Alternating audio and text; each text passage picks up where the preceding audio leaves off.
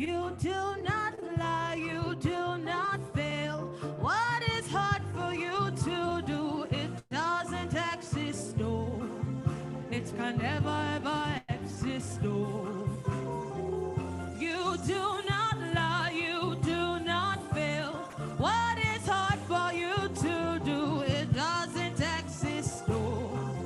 It can never ever exist, no. According to your knowledge and your will for me, what you say you have done, I just need to align it. Because you are not a man that changes your mind, oh. Those that know you will trust in you, not in horses and chariots. By the arm of flesh, no man can prevail. No man, no man, no man, no man. My confidence is you. What is hard? What is hard for you? It can never exist. Oh, you do not lie, you do not fail. What is hard for you to do? It doesn't exist. Oh, it can never ever exist. Oh. You do not lie, you do not fail.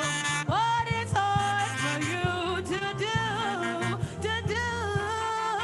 It can never ever exist. Oh, those that know you will trust in you, not in horses and chariots. By the arm of flesh, no man can prevail.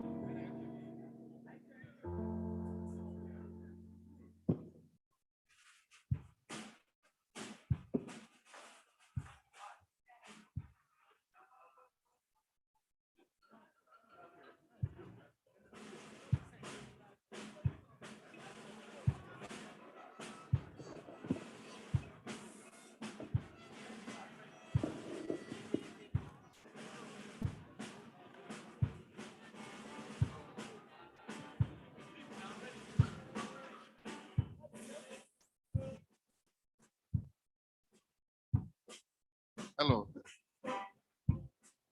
Hello, everyone. Good morning. Please, may we retire to our seats. No more photographing by the pen stand here. Please retire to your seats. Settle down the procession, making entry into the hall.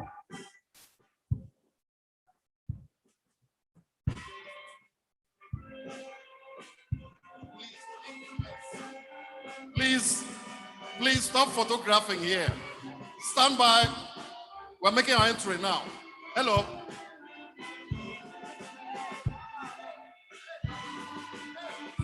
Please, security, vacate here. Vacate the podium here. Please vacate here.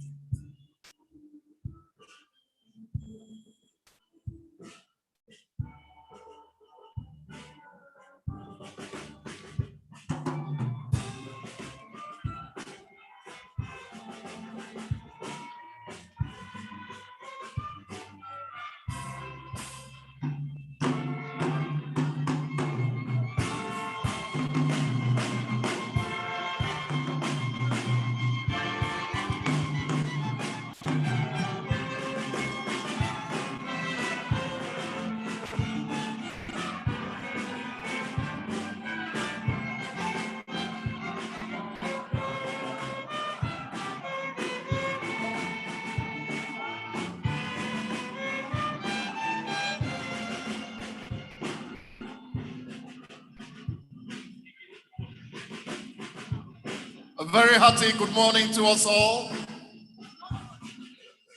On behalf of the Senate Ceremonials Committee and Information and Public Relations Unit of the University of Nigeria, I welcome you all to the 49th Convocation Ceremony for the conferment of postgraduate diplomas, higher degrees, title of Professor Emeritus, and award of honorary degrees of the University of Nigeria. I'm your anchor for today's event, the Public Relations Officer, UNN, Chief Dr. Okun Omeako. Now the procession, academically making the entry, as we have the first batch, the students' battle, the student union executives, administrative assistants and officers, assistant lecturers, assistant research fellows, assistant registrars, lecturers, research fellows, senior assistant registrars, principal assistant registrars, deputy university librarians, deputy registrars, director of work services, director of medical services, and that completes the first batch in the procession. The second batch, that's batch B of the procession, interestingly, will also be led by the student battles, the national president of the University of Nigeria Alumni Association, the dean of student affairs, the bursar, professors, directors of institutes and centers, as well as divisions, deans of the faculty order as they arrive, the Dean School of Postgraduate Studies, the Provost, College of Medicine, the Provost, Rectors of affiliated institutions, the University Librarian, Honorary Graduates, Professors Emeritus, Vice-Chancellors of all the universities, Chancellors of other universities, and you have part B of the second batch, having the mess bearer, the Chairman Senior Ceremonials Committee, Professors Emeritus Awardees, the Registrar, Deputy Vice-Chancellors, Administration, Academic, and Enugu Campus.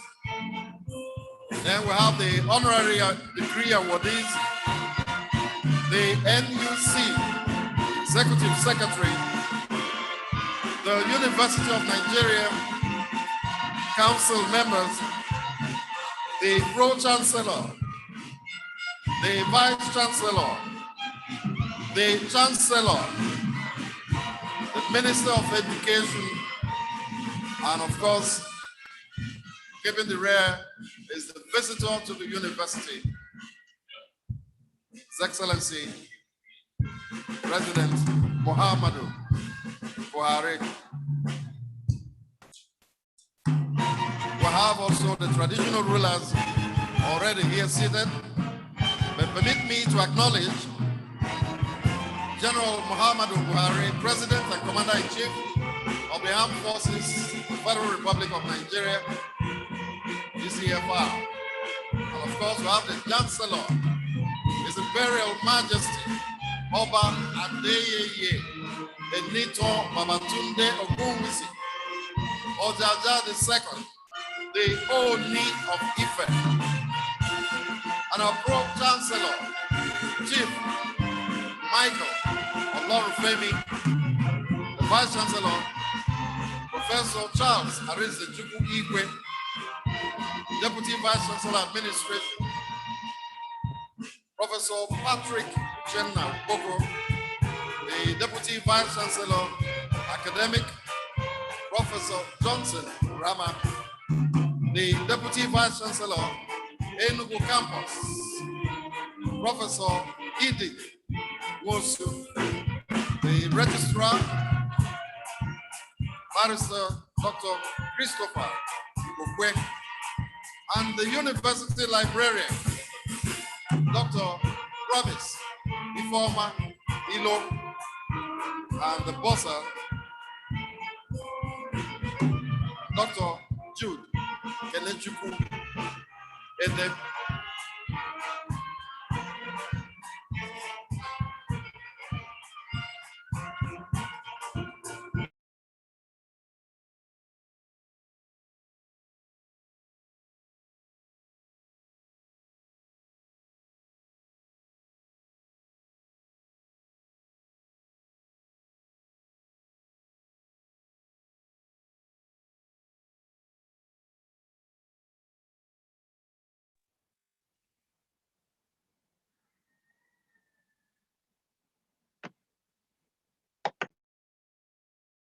If they hear you. On mute. I don't want to say anything now. I just want. I've lost my sound. I don't know why.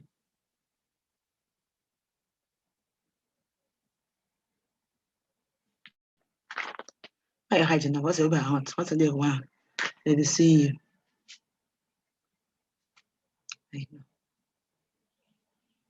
I want this challenge now. Press that mute again. Your microphone.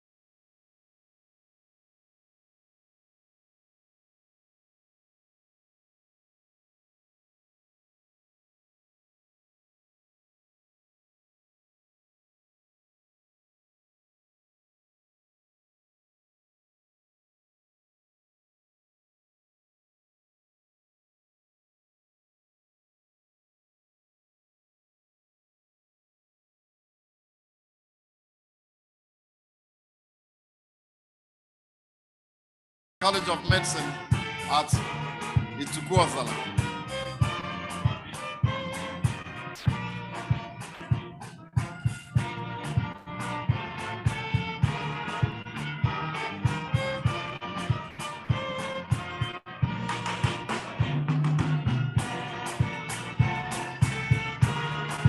I had informed you that we have batches of graduates and in the procession, and we're having 3 segmented tiers in this procession for the convocation ceremony the conferment of postgraduate diplomas, higher degrees, title of Professor Emeritus, and award of honorary degrees. This is the 49th Convocation ceremony of the only University of Nigeria, the University of Nigeria, Nsukka.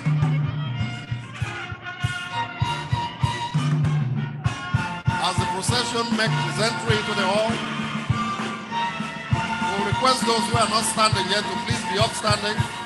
That's the request we had made. Everybody should be upstanding until you are so directed to sit down. It's the tradition. And we thank you all for complying.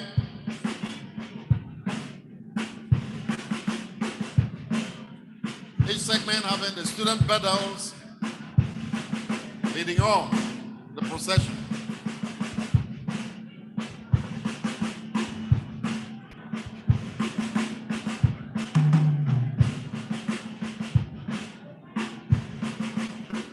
Deans of faculty, directors of institutes and schools,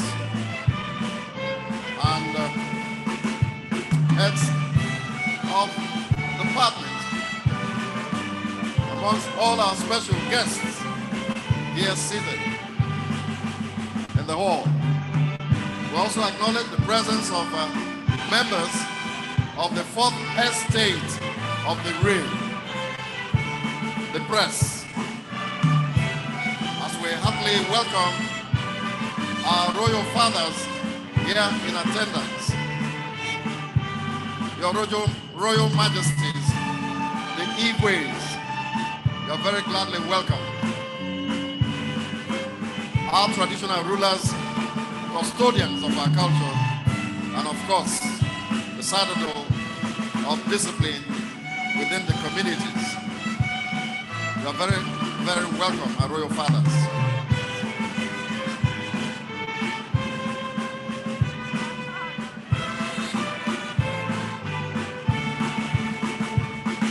The last batch in the procession, making the entry, preceding the student pedals, is the university mace, the symbol of authority of the University of Nigeria. And as usual, Professor Joshua Mayfegwen is our mace bearer.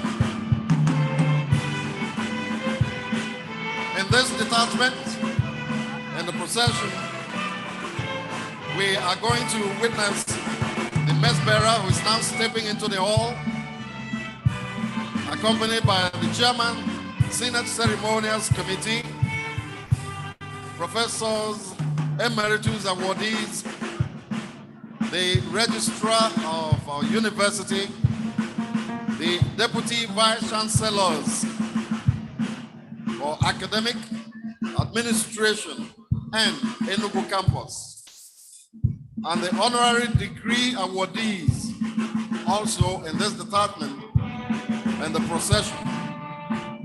The NUC Executive Secretary, also with us, University of Nigeria Council members. We have the privilege of having the Pro-Chancellor,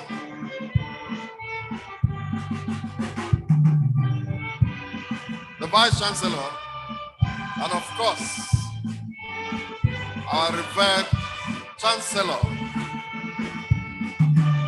the Minister of Education.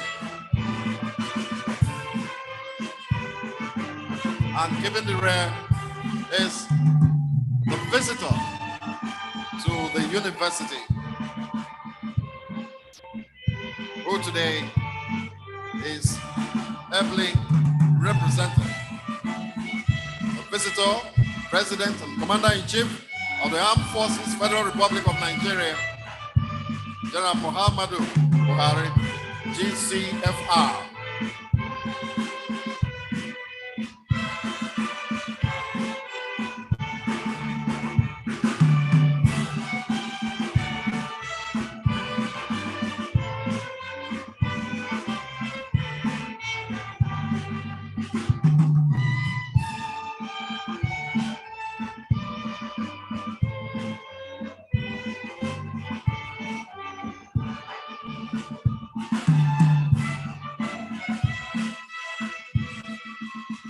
while we make our entry, we implore everyone to try as much as possible to make yourselves comfortable.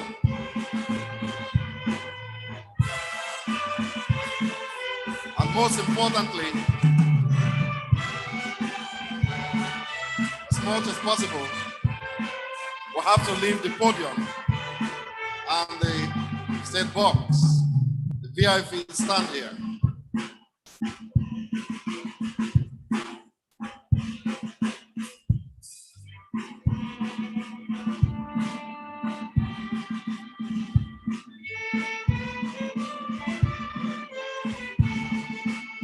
Thank you all for your patience. Thank you all for your understanding. And if you're passing through any inconveniences, we do apologize. I know that it's a sacrifice we have to make for today. The Department of Music, with the fanfare ushering in the procession, now comes to a close.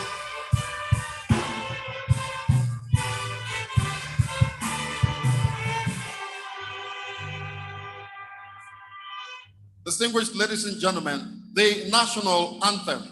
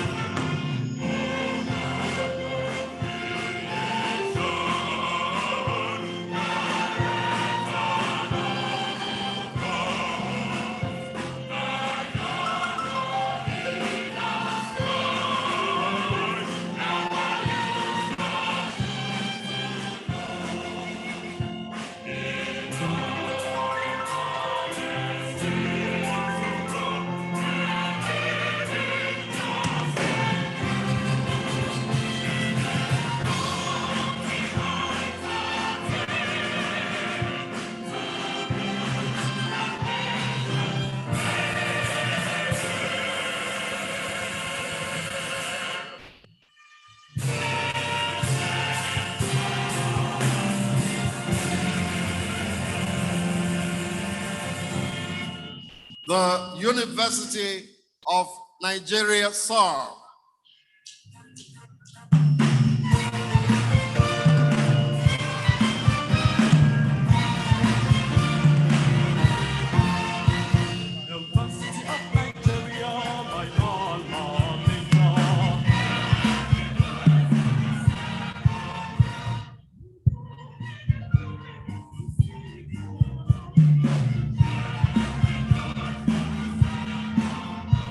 When the nations spoke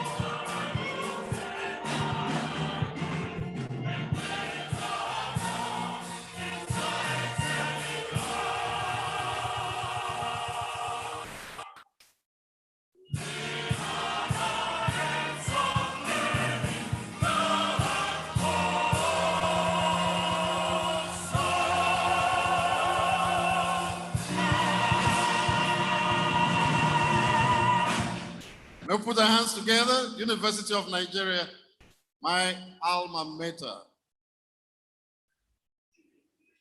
You may please be seated until directed otherwise. My Chancellor, the Imperial Majesty Oba Adeye Niton Babatunde Oguwisi Ojaja II, the Oni of Ife. Kabiyesi, with your kind permission, may I invite to the microphone the registrar of the Citadel of Learning, Dr. Chris Ibukwe, to direct the affairs for this convocation, kicking off with the Bible reading, the hymn, the prayer, and other ceremonies associated with the opening of convocation ceremonies. Dr. Chris Ibukwe, please.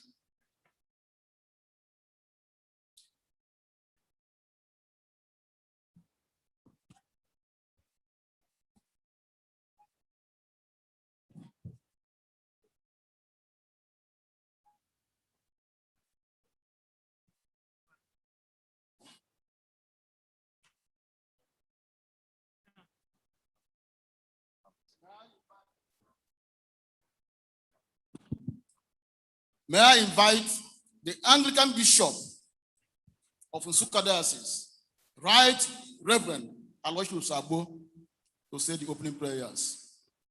The Anglican Bishop.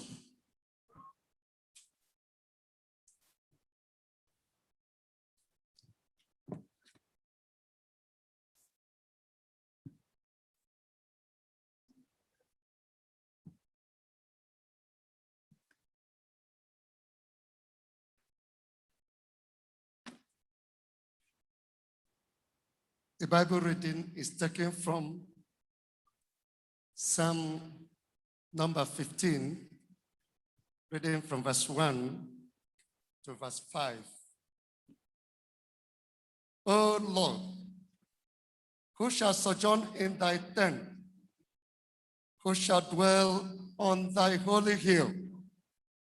He who walks blamelessly and does what is right, and speaks truth from his heart, who does not slander with his tongue, and does no evil to his friend, nor takes up a reproach against his neighbor, in whose eyes a reprobate is despised, but who honors those who fear the Lord, who swears to his own heart and does not change, who does not put out his money at interest and does not take a bribe against the innocent. He who does these things shall never be moved. This is the word of the Lord. Please can we stand to take the hymn on page 5.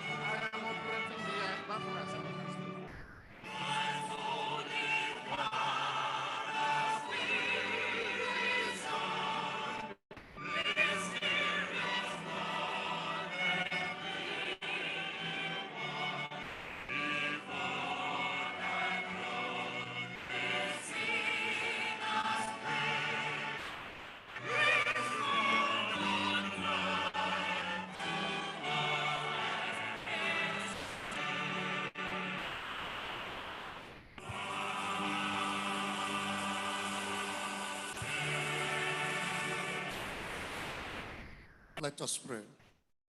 Father in heaven, it has pleased you to enable us to gather in this hall today for the award of higher degree certificates and diplomas, and for the commendation of excellence in scholarship and service delivery in our society through its public recognition and celebration.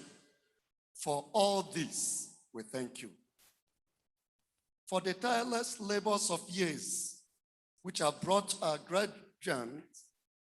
graduating students to this day of graduation, we thank you. Thank you too for the work of the numberless team of supervisors, readers, and mentors whose collective efforts have guided our students through the painstaking path of research and publication. As these students receive their new degrees and the social status they confer, may they ever be mindful of their responsibility to preserve their integrity through a lifelong commitment to original research and publication. May they be shining examples of disciplined scholarship to the upcoming generations of students. As well for our awardee professors, Emeritus, and awardees of the Honorary Scholar Doctorate. May they continue to lead and inspire in their respective fields of endeavor, and may their work become the beacon of a better, more prosperous society in our country. May we be blessed by your sweet presence all through this ceremony. May all we do today be pleasing to you and conducive to our continued health of mind and body and our internal salvation. And may your grace of safe travels return us all safely to our respective destinations at the close of our celebrations here. Grant this prayer through Christ our Lord.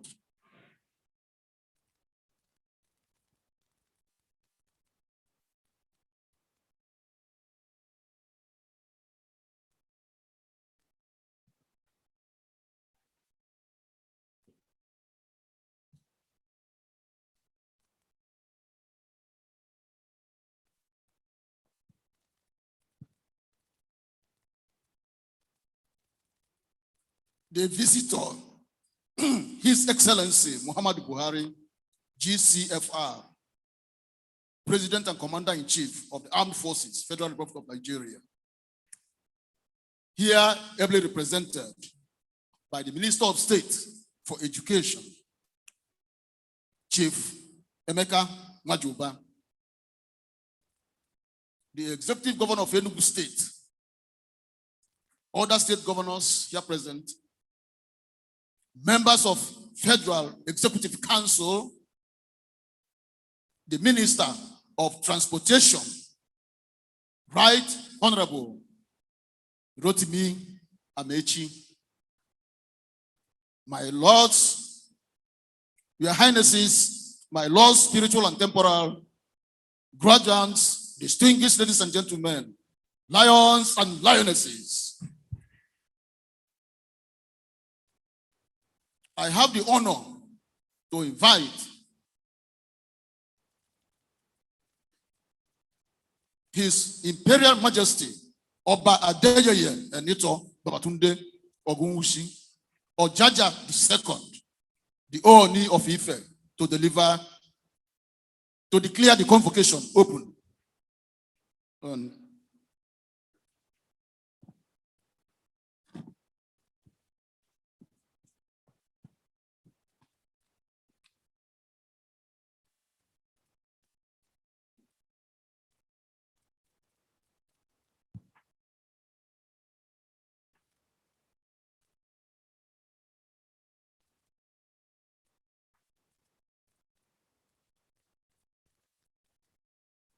The visitor, ably represented by the Minister of State of Education. I, as the Chancellor of University Nigeria, Nsukka, I now declare the assembly open as convocation of the University of Nigeria, constituted for the purpose of conferment of degree today. God bless you all.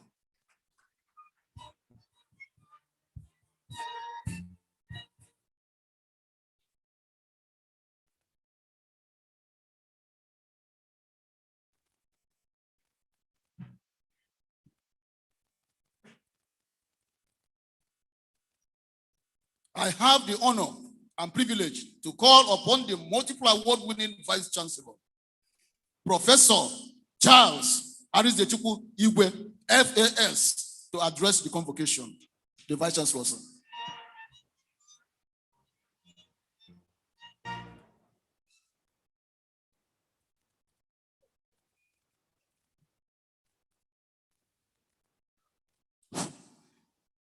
The visitor to the University of Nigeria, President and Commander-in-Chief of the Armed Forces of the Federal Republic of Nigeria, Your Excellency, President Muhammadu Buhari, GCFR, ably represented on this occasion by the Honorable Minister of State for Education, Chief Emeka Nwajoba. The Honorable Minister for State Education in his capacity, the Convocation Lecturer, His Excellency Right Honorable Rotimi Chibuike Amechi, the Honorable Minister of Transportation, the Chairman of the Convocation Lecture, who is being expected, His Excellency Barrister Sullivan Ihana Chochime, the immediate past Executive Governor of Enugu State of Nigeria, members of the Federal Executive Council here present, members of the National Assembly here present, the Executive Secretary of National University Commission, Chancellor of the University of Nigeria, the Oni of Ife,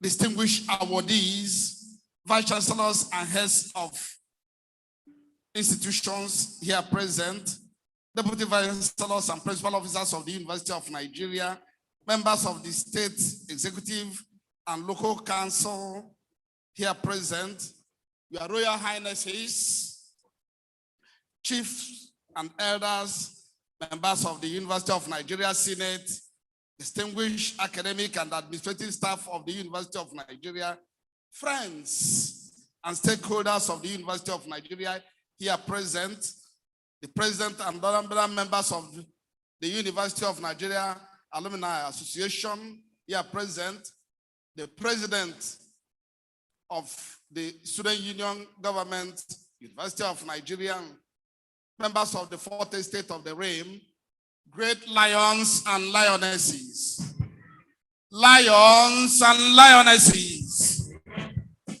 distinguished ladies and gentlemen. On behalf of the Governing Council, management, staff, and students of the University of Nigeria, I welcome you all to our university and to our 49th graduation ceremony. As always, we have reserved a very special welcome for our visitor, the President of the Federal Republic of Nigeria, His Excellency, President Muhammadu Buhari, GCFR. The Executive Governor of Enugu State, Right Honorable Efani Ugwani, the Honorable Minister of Education, Alhaji Adamu, and the Minister of State for Education, Chief Emeka Nwajoba. May I also welcome very warmly our 49th Convocation Lecturer, His Excellency, Right Honorable Rotimi Chibuike Amechi, the Chairman of the Convocation Lecture, His Excellency Barrister Sullivan Chime, the Executive Secretary of the National Universities Commission and the Executive Secretary Tertiary Education Trust Fund, and the permanent secretaries and directors from the Ministry of Education. We also welcome in a very special way all the members of the Federal and the State Executive Councils here present. We are also pleased to have in our midst, members of the national and state legislatures, judiciary, members of the local government council, the fourth estate of the realm, the clergy, the traditional rulers, our alumni, and all the notable Nigerians who have come from all walks of life to witness and add color to our graduation ceremony. We have gathered here today for the award of higher degree and graduation and postgraduate diplomas of the university to deserving graduates. Today's ceremony, which was preceded by the award of bachelor's degree and diplomas of the university, is thus the climax of our 49th graduation ceremony. Today's convocation has been enriched by the inclusion of the convocation lecture, which would normally hold on a separate day. In my opinion, this convocation will stand out as a unique one and will be remembered in the years to come for this. Today's event bears further significance because of the value we attach to postgraduate degrees, especially in this era of knowledge-based economy, when every high premium is increasingly being placed on human capital development. I am happy to announce that 3,497 postgraduate degrees and diplomas of the university will be awarded at the 49th convocation.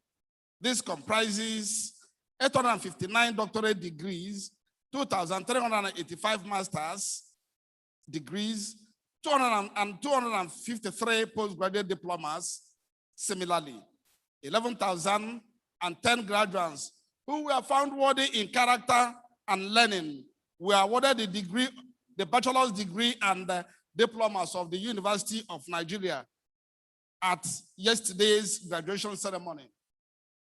I am happy to announce that 186 graduates earned the first class honors degree.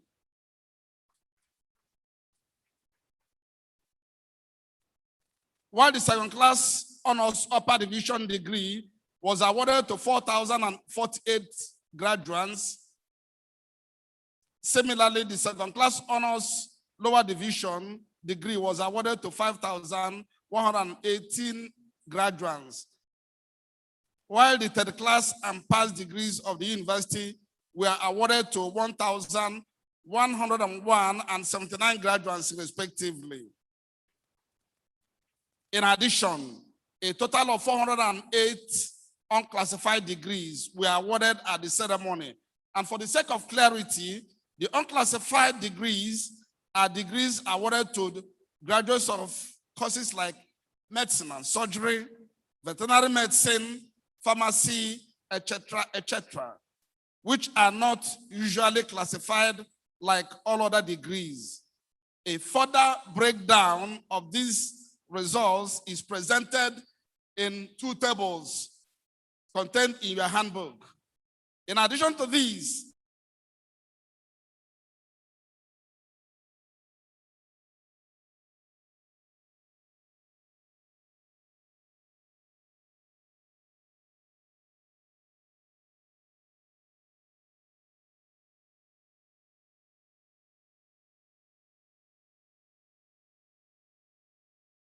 Hausa will be conferred to 3 truly deserving persons, namely Alhaji Dr. Mohammed Indimi, the chairman and CEO of Oriental Energy, Mrs. Nana Mary Ann Obiejesi, the Group Executive Director, Administration and Corporate Services, Obi Jackson Group of Companies, and engineer Anthony Uzoma Oguike, the MD, CEO of the Future Concerns Group, Lagos.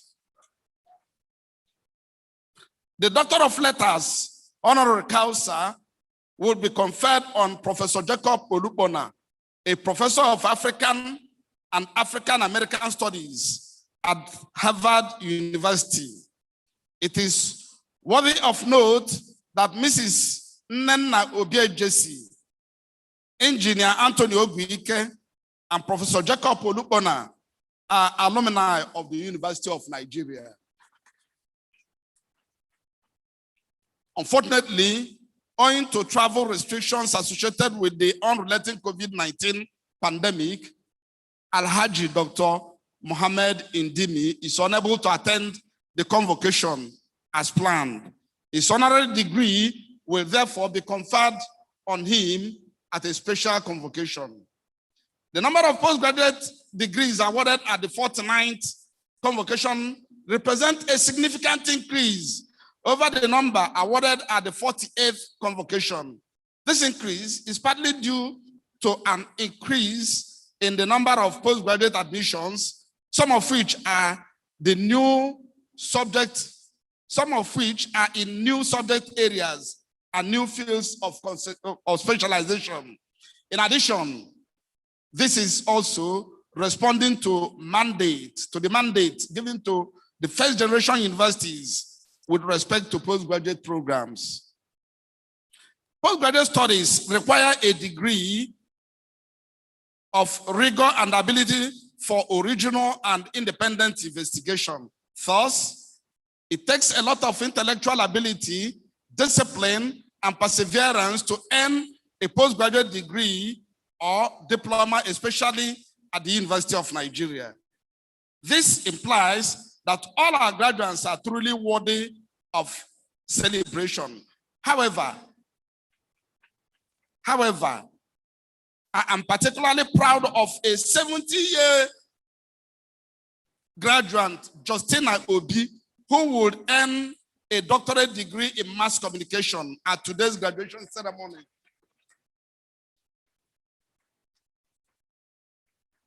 This makes her the oldest person to ever get a degree of the University of Nigeria.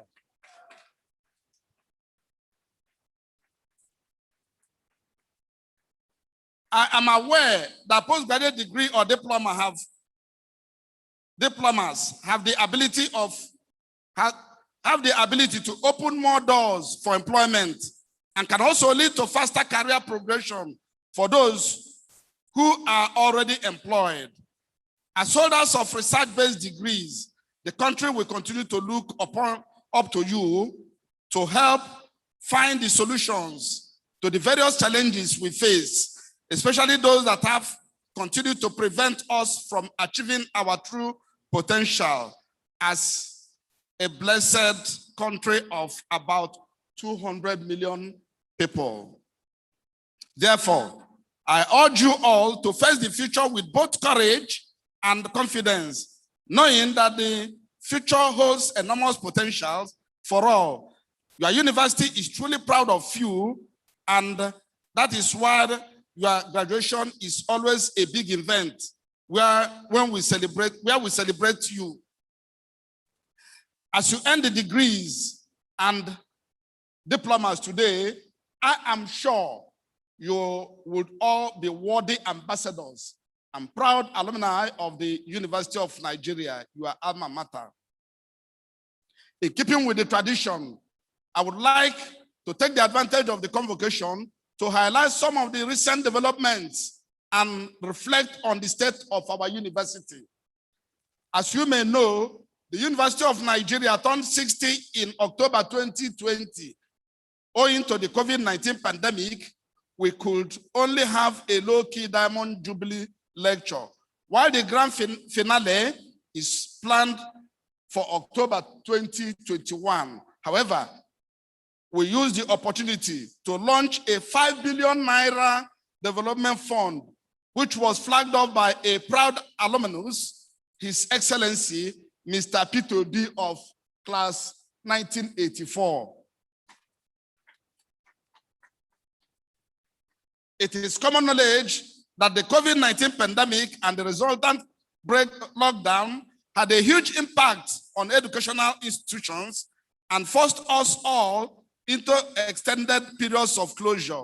As a result, some universities in Nigeria lost an entire session, but we were able to save the session through resilience and innovative planning. In readiness for the new normal, we upgraded our ICT infrastructure, acquired the necessary software licenses, trained our staff, and quickly adjusted to the blended method of teaching. This enabled us to successfully combine virtual learning and physical attendance in classrooms. In addition, our staff continued to participate in usual academic activities, including meetings, international conferences, and examinations. I am happy and proud to inform you that the project defense of some of the postgraduate degrees which will be awarded today, or which will be awarded at today's convocation, were held virtually. It is also worthy of note that some graduates, staff, and friends of the university are participating in this convocation virtually. Following the lifting of the lockdown and the reopening of schools, our university hosted a number of accreditation teams from the National University Commission and other regulatory organizations. I'm also proud and pleased to inform you that 95% of the programs and departments of the university that were examined were successfully accredited. In terms of staff welfare, which is one of the priorities of my administration, a total of 427 academic staff have been promoted to the ranks of reader professor, while 41 non-teaching staff have been promoted to the ranks of deputy registrar or director or deputy director since I assumed office exactly 2 years ago. Let me also give you an update on some of the infrastructural development in the university. In an attempt to address the shortfall in student accommodation spaces, the university entered into build, operate, and transfer BOT agreement with a renowned property developer, via Gem Property Development Company, to build a 24-block hostel complex. Work is progressing rapidly in the project, which will provide about 12,000 bed spaces for students. My administration has also taken steps to rehabilitate the existing hostels. I am quite grateful to Right Honorable Toby Okechukwu, the Deputy Minority Leader at the National House of Representatives, who is funding the rehabilitation of the convenience and bedrooms in the student hostels. I am also grateful to Engineer Anthony Ogwike, who has built and furnished a 2-story building to serve as the office building in our new Department of Biomedical Engineering. Progress has continued to be made in the independent energy pioneered by Professor Emenike Ejiogu of our Department of Electrical Engineering. Sadly, the funds to take the project to the next level has remained elusive.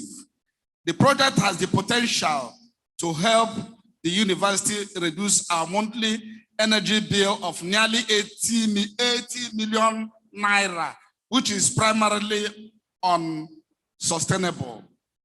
May I seize this opportunity to advocate for a subsidized energy tariff for universities and other education institutions.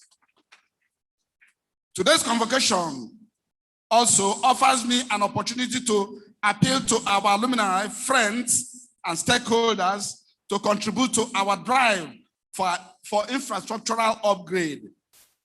First and foremost, our university is the only first generation university without a Senate building. It is worrisome that the Senate of the university still meets at a makeshift space that is poorly furnished and unable to accommodate all members of the university senate. Secondly, as a first generation university, we are faced with a unique problem of aging and inadequate infrastructure. Thus, we desperately need additional faculty buildings to provide spaces for staff offices, classrooms, and laboratories. Let me conclude by expressing my appreciation to the federal government of Nigeria for the various forms of support which we continue to receive, especially through Tertiary Education Fund, otherwise known as TED Fund. We are also grateful to our alumni and friends who have made individual contributions to the development of our university over the years. They are simply too numerous to mention. May I appeal to other alumni and friends with the wherewithal to support our development fund. By today's graduation, UNN has 49 graduations of alumni, generations of our alumni. Sadly, the huge goodwill inherent in our rich alumni resource has been lost to years of rancor and misplaced priorities in the Alumni Association. Once again, I appeal to the UNN Alumni Association, otherwise known as UNA, to sheath their swords, unite, and work towards giving back to their alma mater. Finally, I thank you all for finding time to grace our convocation with your revered presence. Please enjoy your stay in Nsukka and have a safe trip home. Thank you.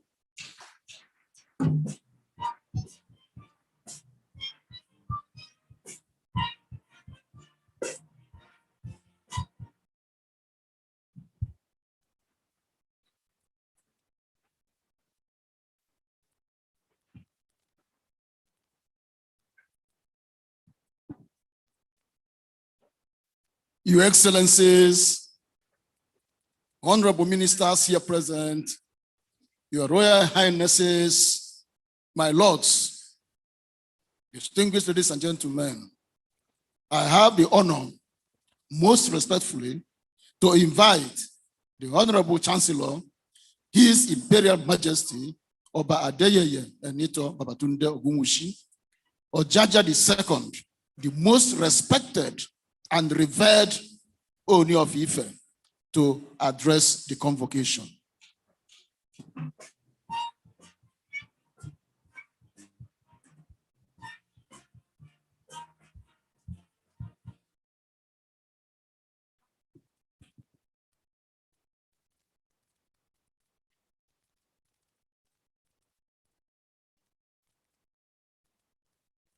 My own speech won't be as long as the Vice-Chancellor's speech, so please be relaxed.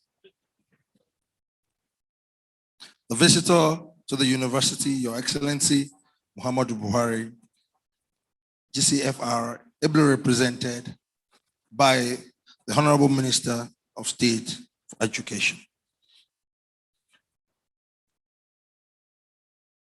Your Excellencies, the state governors here present, members of the Executive Council here present, Your Honorable Minister for Transportation, the Speaker for the Convocation Ceremony, members of the University Nigerian Governing Council, the Vice-Chancellor of the University of Nigeria, other Vice-Chancellors here present, the Deputy Vice-Chancellors, the principal officers of the universities, my Lord, spiritual and temporal, Your Royal Highnesses, esteemed guests of the university, members of the Senate, distinguished academic and administrative staff, their alumni of the university, the great lions and lionesses. I didn't hear you very well. The great lion and lionesses. gentlemen of the press, ladies and gentlemen, I heartily and sincerely welcome all of you to the 49th convocation ceremony of the University of Nigeria. I appreciate the sacrifices you've made to be with us on this occasion. On a special note,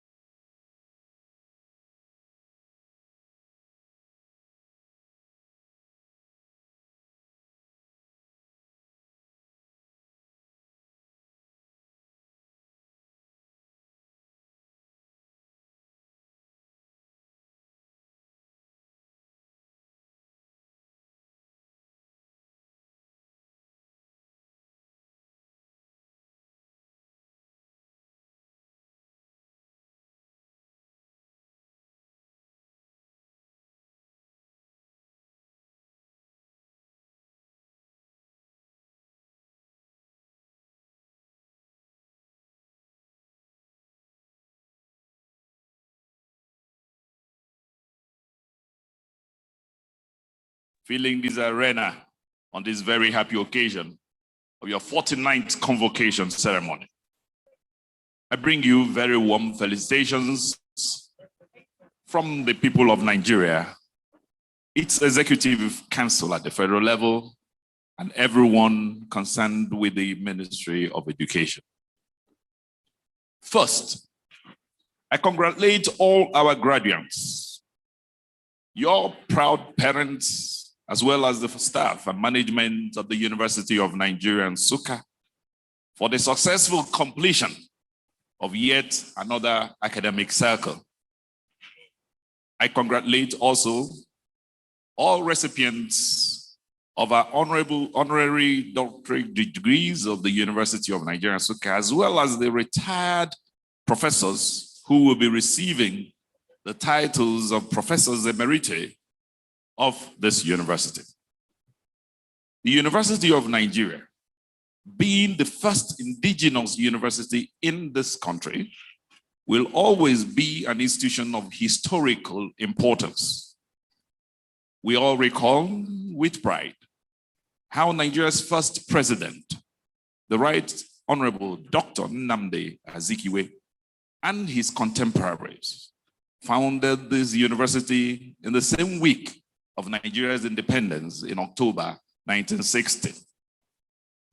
The main mandate of the university, as spelled out in the founding by the fathers, was to address the manpower needs of the newly independent nation. So as you celebrate your 49th graduation of students, one can rightly claim that you have continued to live up to this mandate. However, it is pertinent to note and state that more work needs to be done, especially in the area of meeting our manpower needs in Nigeria, and indeed, all higher institutions in Nigeria must do more to address the needs and challenges of our country. As we all know, universities are centers of innovation all over the world, and our universities should not be different. Our young school leavers need jobs. Our economy is in dire need of diversification, and our unity is threatened by ethnic tensions in various parts of our country. I have no doubt that our universities have a role to play in finding a lasting solution to this myriad of problems. I also challenge our universities to continue to emphasize training in entrepreneurship so that these young school leavers and graduates are able to become job creators instead of perennial job seekers. The world is growing fast, very fast indeed, and we should not lag behind. Technical and vocational skills should be taught, and more job creators should be encouraged to spring up local businesses. Indeed, we need to breed more entrepreneurs. The administration, as presently constituted in the Federal Republic of Nigeria, is committed to addressing the needs of all our tertiary institutions. As you all know, budgetary allocations through the various organs of government, the National Assembly and the Tertiary Education Trust Fund, is at an all-time high. However, the competition for these funds have become keener, due largely to the recent increase in the number of tertiary institutions in the country in an attempt to improve access. Thus, our expectations must be realistic. We also need to be mindful of the fact that the amount of funding needed to revitalize the education system in the country is far beyond what government can afford. The situation has been worsened by the global economic downturn, which has also affected our natural resource and revenue. We remain optimistic, however, that the ongoing drive to diversify our economy, which this government is pursuing with vigor, will provide the government with additional resources to improve funding for education. In addition, universities must also leverage on other sources, such as their alumni, their friends, and the private sector, with institutional linkages and research grants from different funding organizations to attract additional revenue for infrastructure, the research, and developmental needs. I am aware that the current management of the University of Nigeria, led by Professor Igwe, has recorded enormous successes, many of which he has outlined here along this line. And I commend him and his team. The issue of inadequate funding cannot be said to be the only problem stopping us from achieving a truly functional education system that meets all international benchmarks. But to achieve this, we must also address the problems of poor work ethic and the albatross of prolonged and recurrent industrial actions by staff of universities and other tertiary institutions.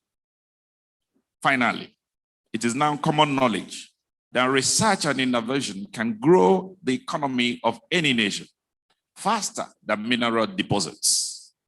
May I therefore challenge all academics of this and other universities around our country to embark on the kind of innovative research that can help boost production and diversify our economy. As a first-generation university, the University of Nigeria is expected to lead the way in this all-important paradigm shift. So again, I congratulate our graduates and the recipients of our various honorary degrees of the University of Nigeria. Our convocation lecturer, the Chancellor of this university, and all of us who have a stake in building a prosperous Nigeria. I wish you all the best for the future and invite you to join other compatriots in the task of building our nation. Thank you and God bless.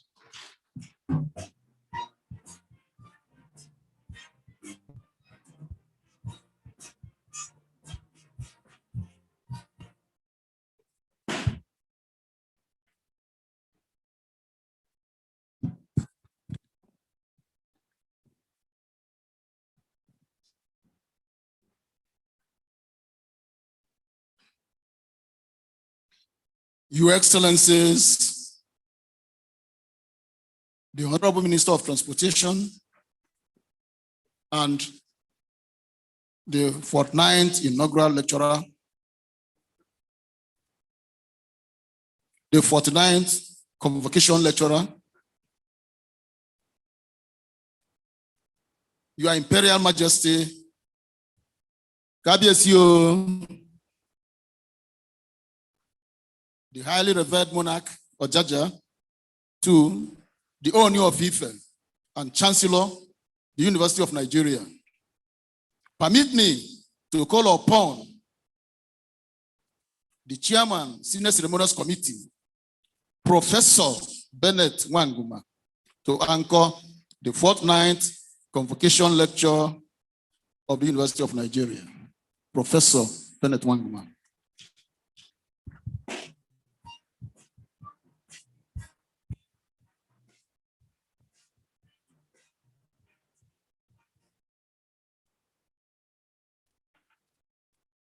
The Chancellor, the visitor to the University of Nigeria, the Vice-Chancellor, His Excellencies, distinguished ladies and gentlemen. It's my pleasure to anchor the 49th Convocation Lecture of the University of Nigeria. As you know, the Convocation Lecture is one of the high points of the Convocation Ceremony of the University of Nigeria.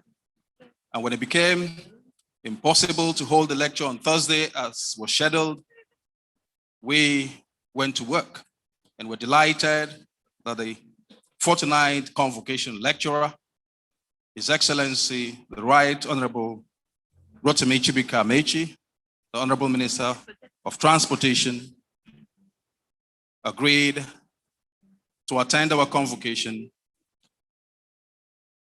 to give the convocation lecture today.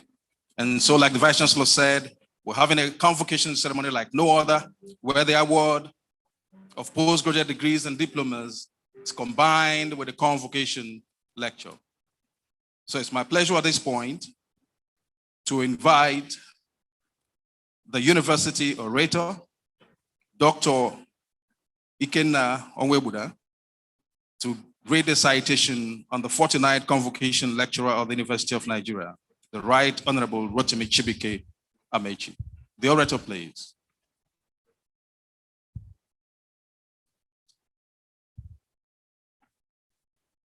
The visitor to the university, Honorable Chancellor, sir, permit me to stand on protocol already established to read the citation of the 49th Convocation Lecturer of the University of Nigeria. Right Honorable His Excellency Chibike Rotimi Amechi. Inspiration and perspiration are often considered as the dual ingredients in the negotiation of the passion that ultimately produces the genius. Yet at times, it is the congruent collaboration of adventure and investiture that prods a prince to vacate his vestibule and venture into the gaping gulf of the unknown. And if he returns victoriously, he is celebrated. Today, we engage with the 49th Convocation lecturer of the University of Nigeria, our compassionate compatriot,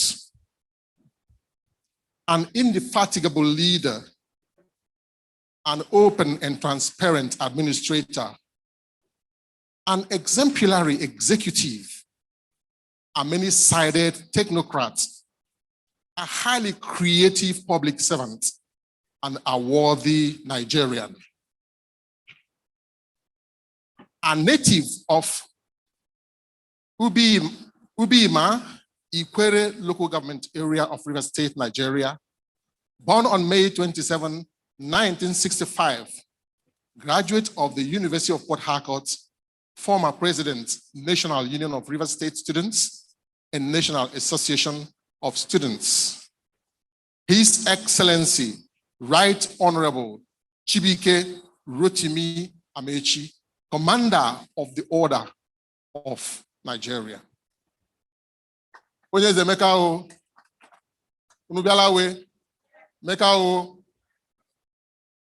49th Convocation lecturer of the University of Nigeria is our two-time serving Honorable Minister of Transportation, Federal Republic of Nigeria, our former two-tenor Executive Governor of Rivers State, our former Chairman of Nigeria Governors Forum, our former Special Assistant to the Deputy Governor, Rivers State, our former Chairman of the Conference of Speakers of State Assemblies.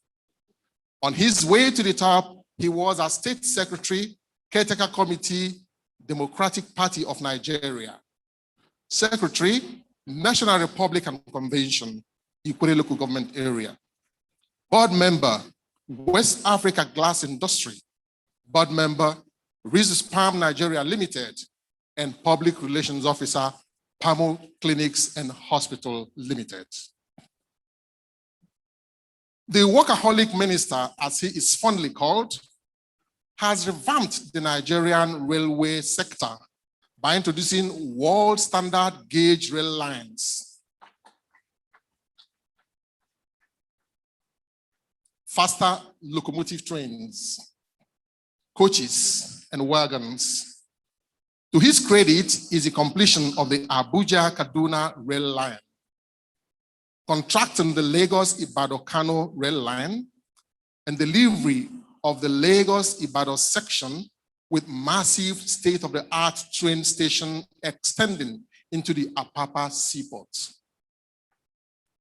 He completed the Warri-Itakpe rail line, kickstarted the Kano-Maradi rail line, Port Harcourt-Maiduguri rail line, Bonny Deep Sea Port, and Railway Industrial Park, Port Harcourt, while working on contracting the Lagos-Calabar coastal rail line.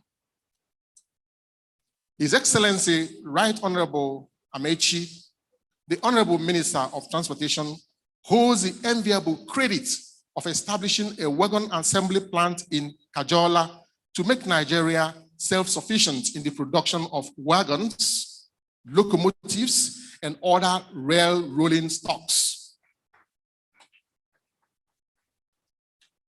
A transportation university in Katsina, a multidisciplinary university in Rivers State, and the training of Nigerian students in Chinese universities on railway engineering.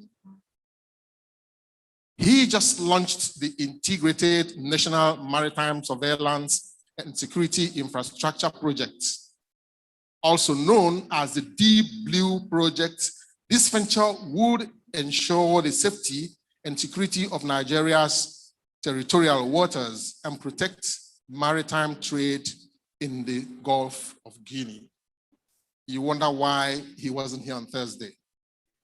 Those of you who were on television would have seen that this workaholic minister would stop at nothing to transform the image of Nigeria and make his ministry the richest in Nigeria.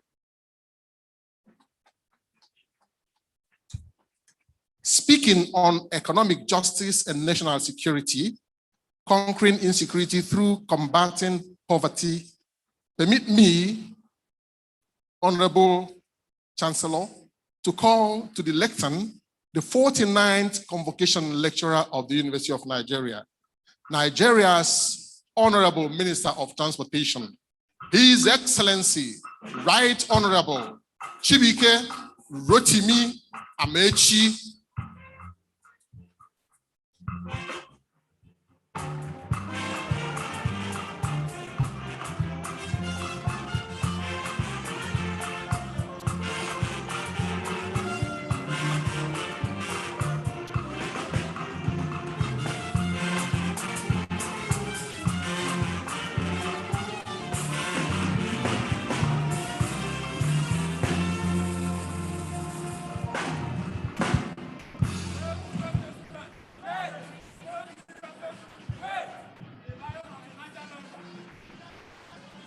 Let me start by saying everything must not be politics.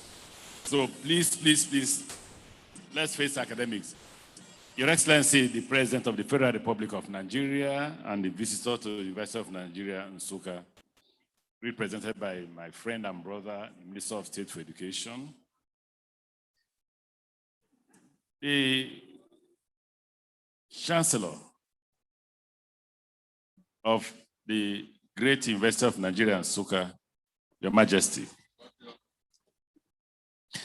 the Vice-Chancellor and your beautiful wife, and the management of the University of Nigeria, Nsukka,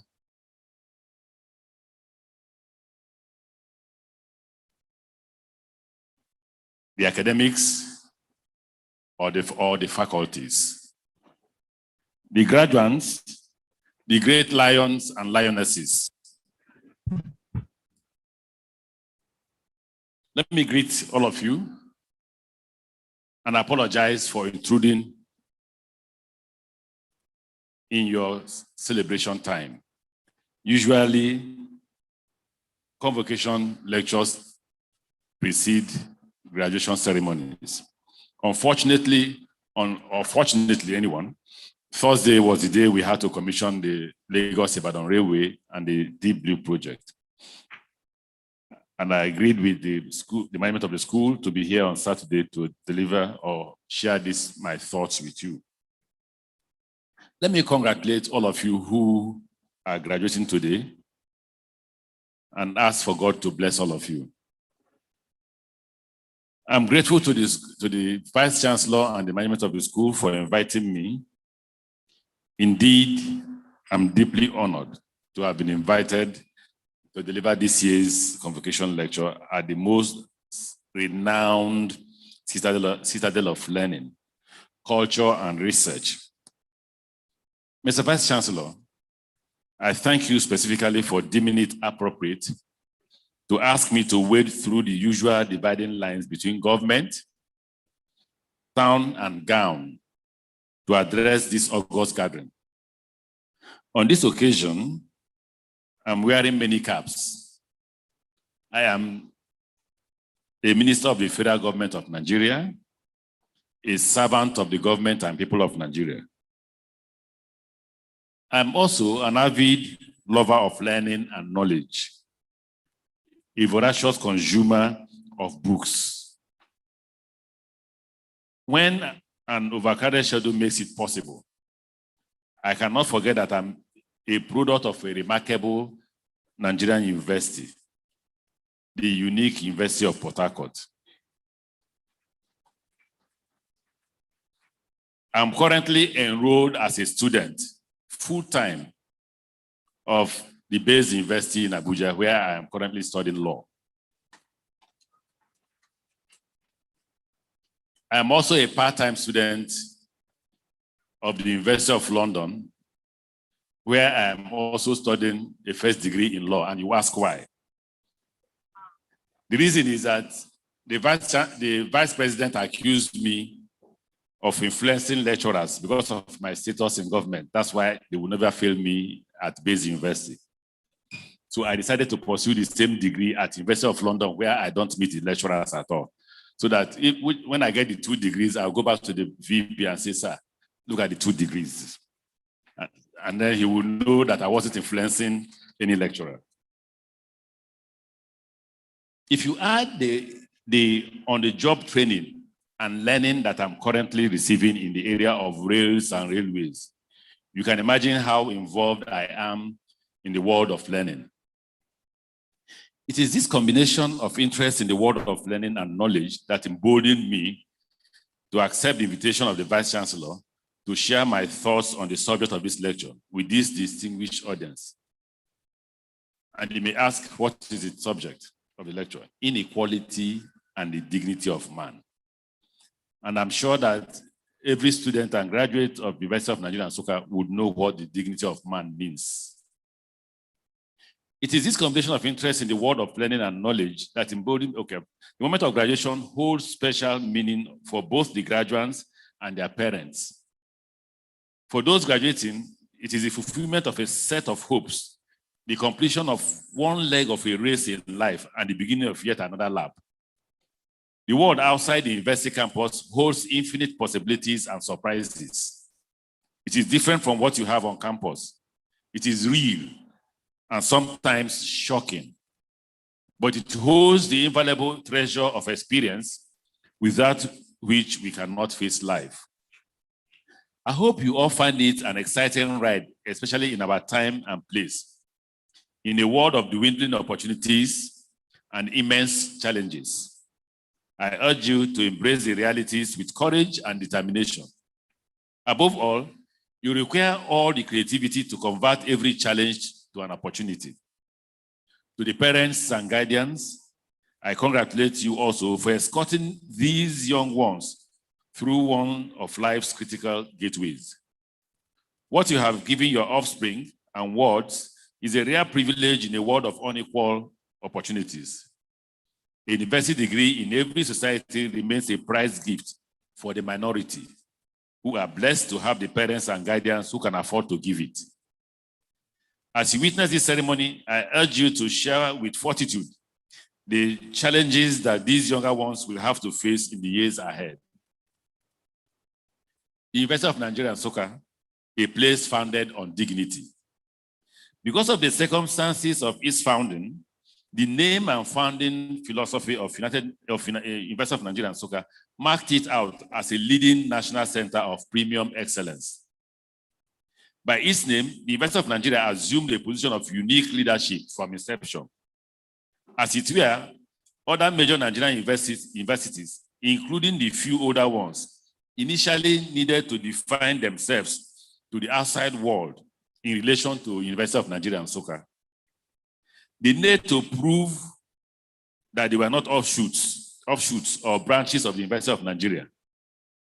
The assumption then was that Nigeria had only one umbrella university with multiple branches. From the onset, therefore, this university was founded on the noble ideals of nationalism, national unity, and the promise of national greatness.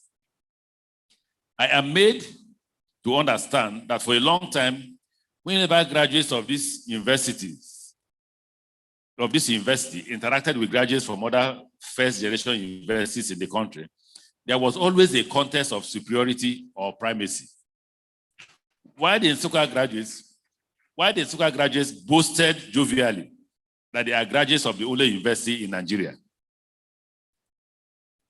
while seeing the others as products of provincial or personal centers.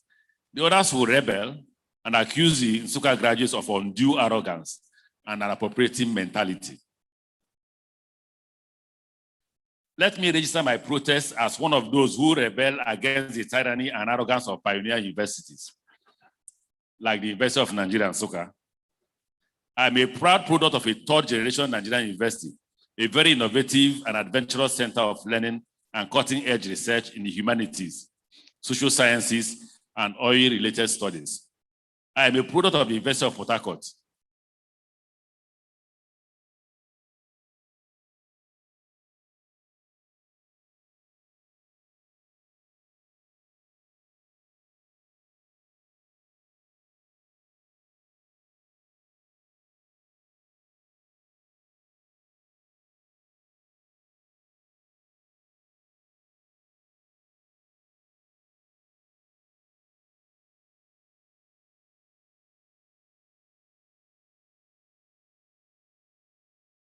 I'm not one of those likely to be drowned or intimidated by the pioneering status or the overbearing and presumptive nomenclature of the University of Nigeria and Nsukka. You can't intimidate me.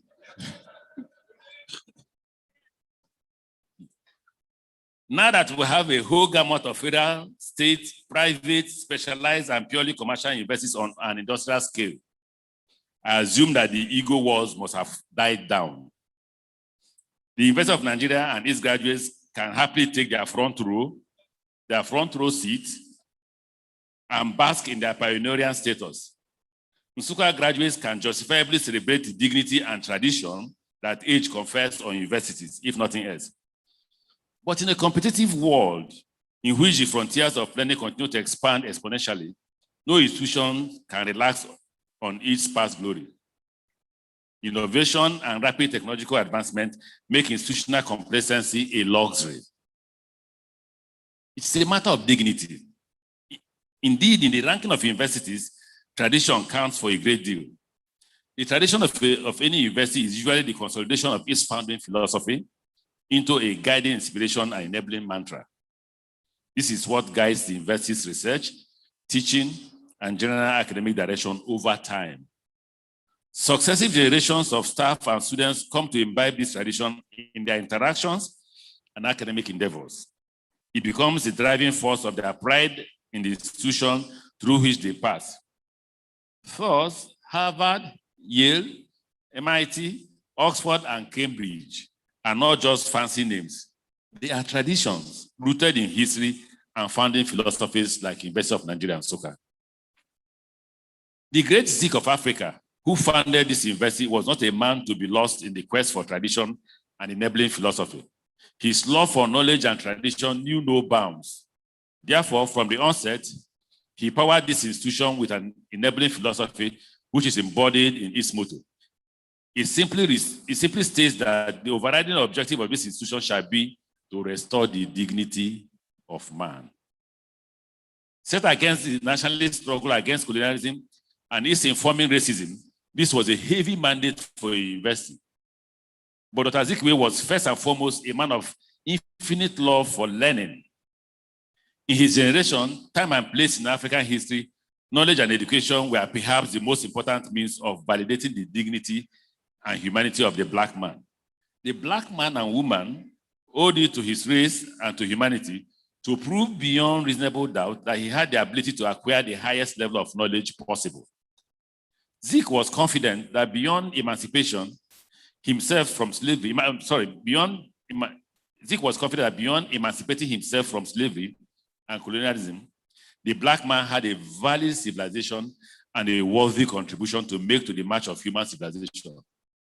Nowhere else would the impact of such contribution be felt than in the world of learning and the pursuit of knowledge through cutting-edge teaching and research. That single attribute was all that was required to disprove the supremacist assumption of racism and colonialism.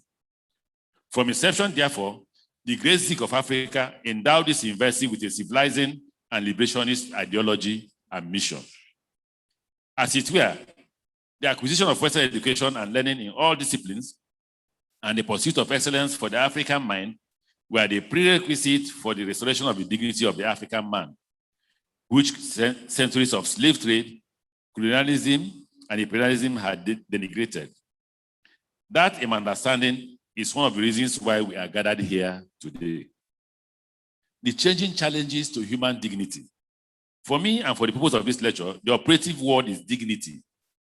The dignity of man and woman will be the sum total of all that makes us human as distinct from beasts. The dignity of man can be degraded by so many factors beyond the classic categories of racism, colonialism, deliberate denigration, and enslavement. It is now centuries since the formal end of the slave trade. It has also been decades since the last African colonies secured political independence to become sovereign nations. It is true that we still have the vestiges of imperialism and economic dependence as burdens in today's world. Racism is still alive and well. Black peoples and the rest of the world still have cause to mount worldwide protests that proclaim Black Lives Matter. That cry is a defiant reassertion of a dignity that still continues to be trodden upon, holding thousands of corpses of those who could not be buried by frightened relations and family. In the Sahel region of Africa, a desperate climate change challenge has reduced millions of humanity to scraggy existence in a hostile desert environment, to live undignified lives. In Nigeria's insecure villages and towns, we are witnessing the dignity of women who defied an assault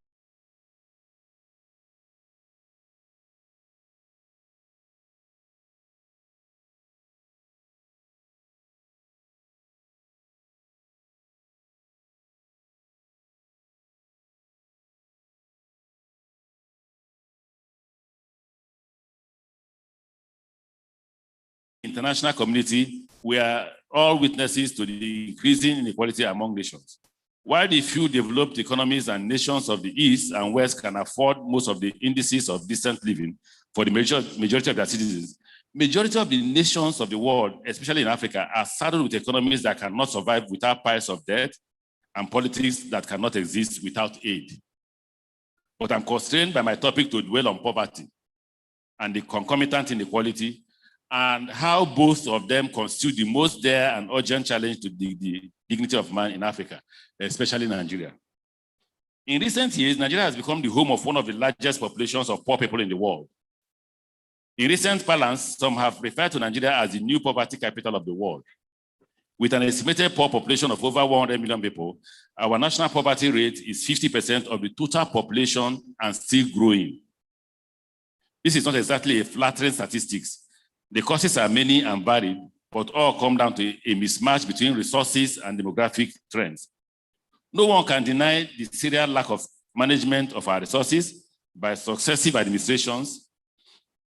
Equally to be blamed is our continuing overdependence on oil rents and royalties as the mainstay of our economic survival.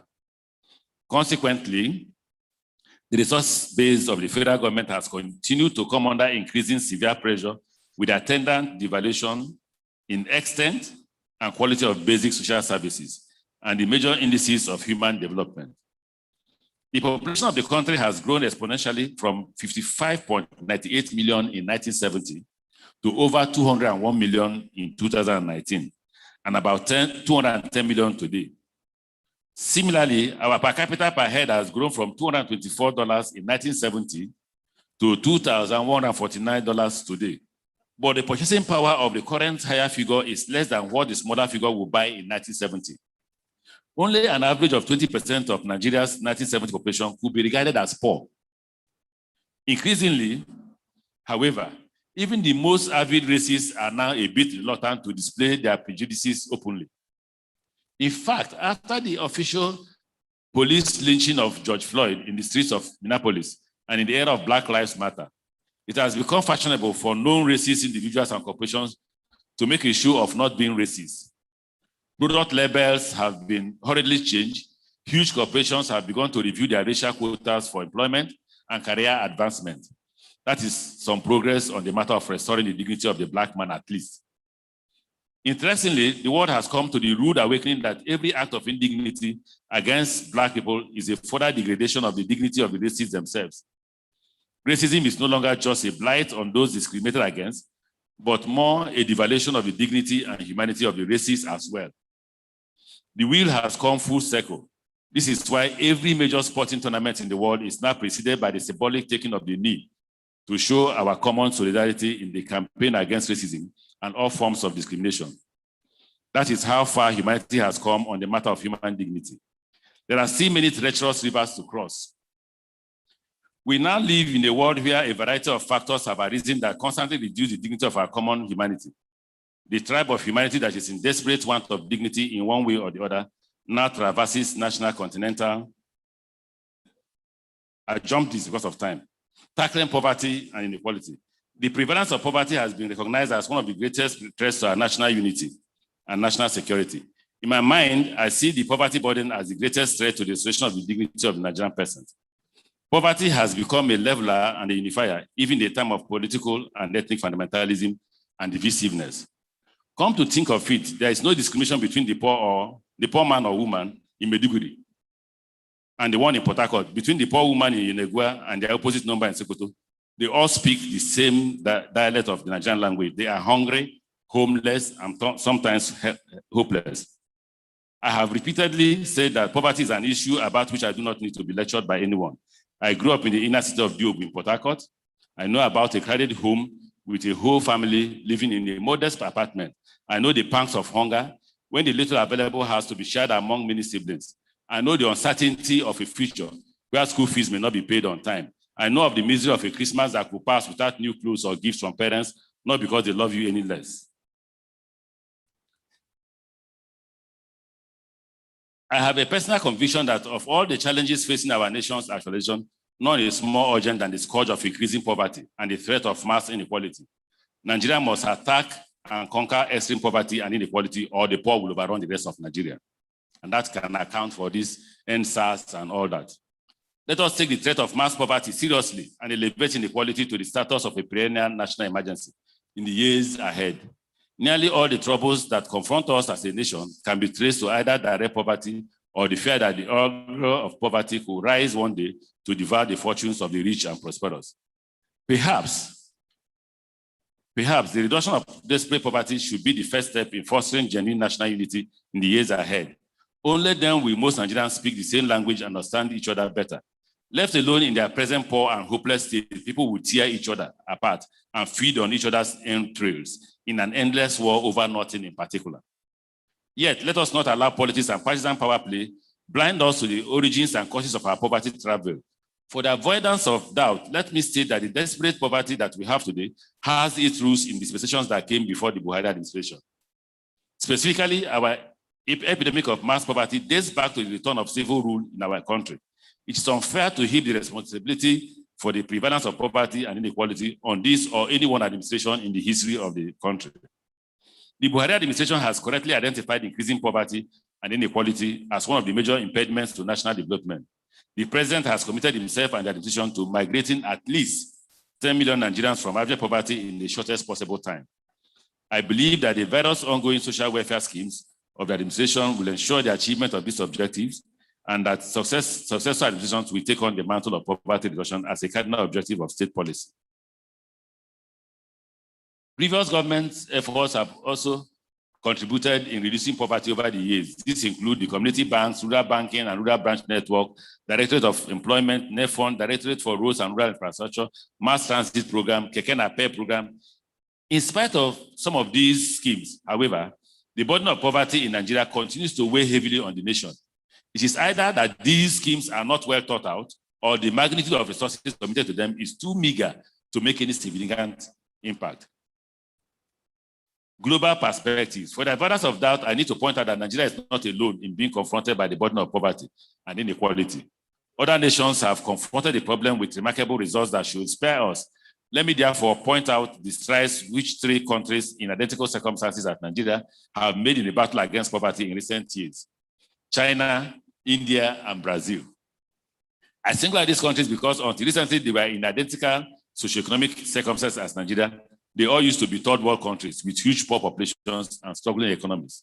The achievement of the Chinese in poverty reduction has been equated with a modern day miracle. According to the World Bank, a total of 850 million people have been lifted out of poverty in China in the last 20 years.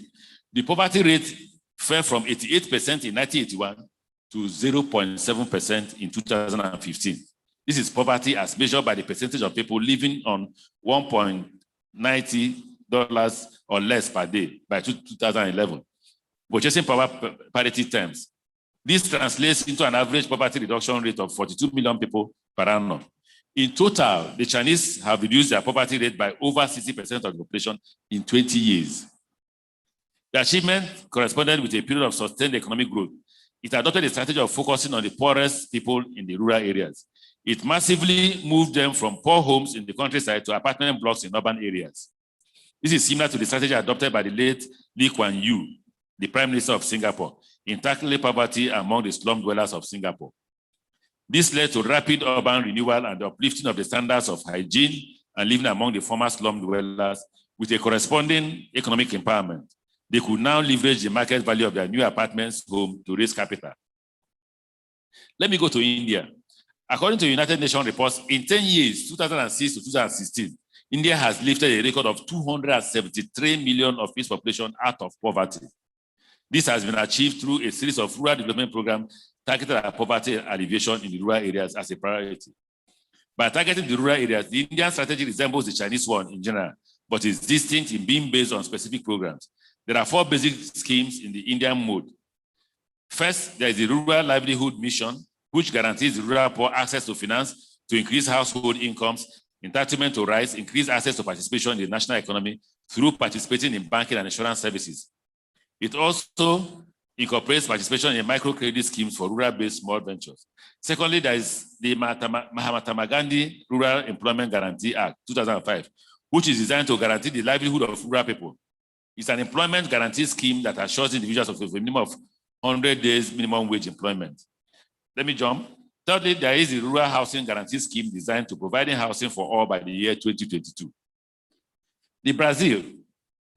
The poverty reduction strategy of Brazil is guided by a desire to improve the income of those at the bottom of the economic pyramid at a rate faster than those of people at the top, and also faster than the rate of GDP growth. The result is that Brazil has been able to, in the last 2 decades, to reduce both poverty and inequality simultaneously. Between 2003 and 2009, 21 million people have escaped poverty. The Brazil National Institute of Applied Economic Research says that the country's poverty incidence rate declined from 35.8% to 21.4% between 2001 and 2009, a period during which the country's Gini index, which measures rate of inequality, dropped by 9%, the lowest since the 1970s. Since major policy initiatives led to Brazil's success in this regard, first is the Bolsa Familia family scholarship, which provides family income support for families whose per capita monthly income is less than $47. In return, families must ensure that they vaccinate their children, attend routine health programs, and ensure they keep their children in school. Compliance with these requirements is what assures people of continued participation and benefit from the program. This has helped in uplifting health standards as well as education participation among the poorest segments of the Brazilian population. This has been complemented by radical reforms in education that aim at expanding the level of education among less privileged Brazilians. The road ahead for Nigeria. From the foregoing perspectives from other major countries, some facts are clear and inalienable. Government must confront inequality through conscious, well-thought, sustained and sustainable policies. Such policies must be informed by the realities of the Nigerian situation, which I dare say remain unique and peculiar. In summary, there are areas that we must address if we hope to overcome our frightening inequality and poverty. We must free our policies from an urban-based focus. The poorest urban Nigerian is many times better off than the most well-off rural Nigerian. Therefore, we need to emulate the Chinese and Indian examples in focusing on the rural majority if we must end the increasing marginalization of our rural compatriots. Our current land title and tenure system have continued to consign our rural landowners to peasant holders of acres of land without commercial value. We need to reform our land title system by removing encumbrances on rural land titles so that rural farmers can use such land to access credit from the banks and credit unions. The digital revolution in the world offers us a unique opportunity to use technology to reduce poverty and inequality. Through the apps on our cell phones, a psychological inequality has been attacked. We should now use those very apps to transact business between the urban and the rural domains, to transfer funds, administer credit, and fire aspirations. In all of it, politics and leadership has roles well cut out. There cannot be genuine democracy in a society divided by unequal access to the good things of life. The only possibility in that horizon is anarchy, which currently stares us in the face as rival mobs and their lead talks now scramble for primacy on how to divide the country into tribal republics and personal estates. The democratic state must rise to the occasion by taking on the challenge of fighting poverty and inequality as a matter of urgent priority. The survival of the state and its very security are implicated in that necessary fight. A poverty-riddled state with unequal access to the good life is the image of the Hobbesian state of nature, where man has no dignity and hope is a mirage. In that place, life is short, brutish, and nasty. Mr. Vice-Chancellor, the Chancellor, and the visitor. Distinguished ladies and gentlemen, I thank you all for the privilege of your audience. God bless you.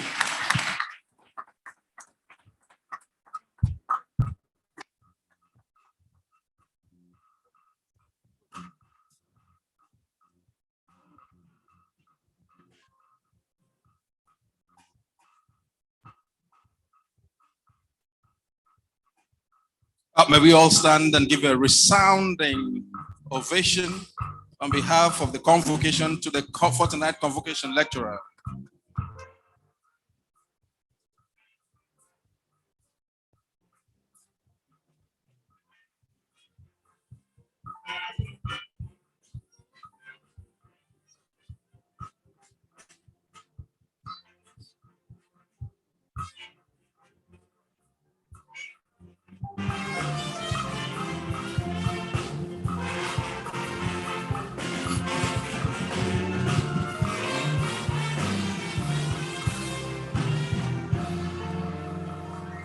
Thank you very much.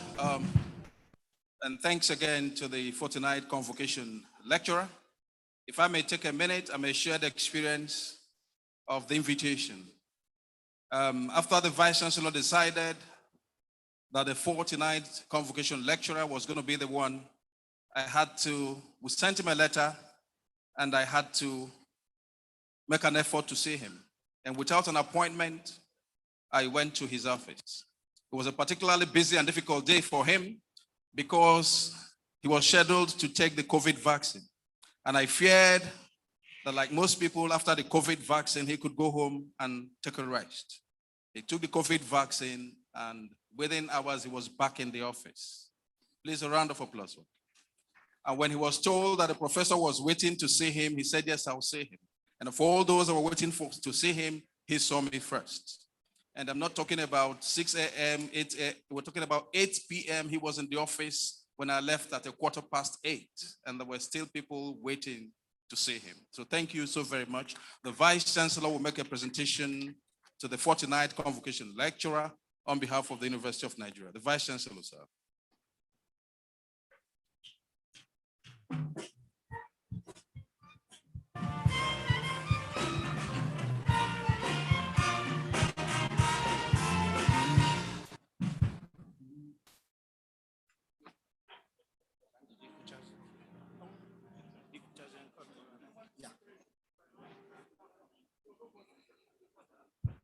The visitor, ably represented, His Imperial Majesty, the Oni of Ife, who is the Chancellor of the University of Nigeria, the Honorable Minister for Transportation and the Convocation Lecturer, the fortnight Convocation Lecturer. It's my pleasure on behalf of the Council, Senate and Management of the University of Nigeria to present this plaque in commemoration of your lecture to the university today. Congratulations, sir.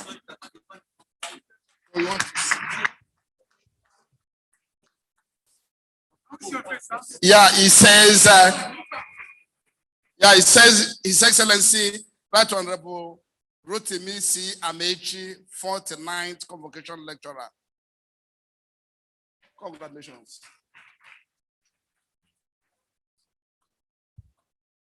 Again, showing that this is the University of Nigeria and it's only University of Nigeria and others. I know the Honorable Minister won't agree with me. This is the product, one of the products of the University of Nigeria. We'll open it down. We'll open it. This is just one of the products of University of Nigeria. And this is made in Nigeria.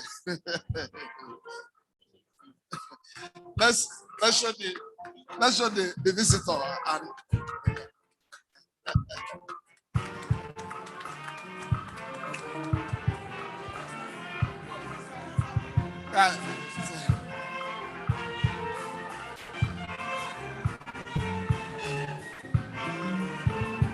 thank you.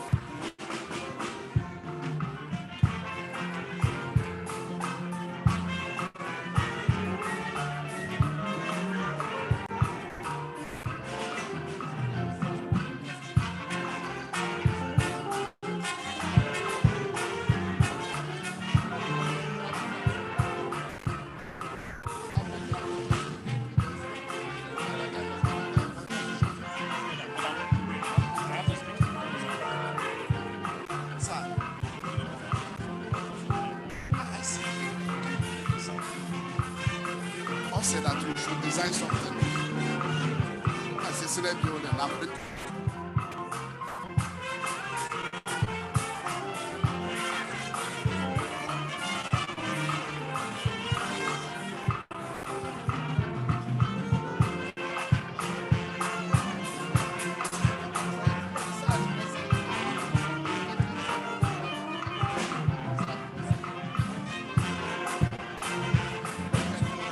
So let's continue. Thank you, sir.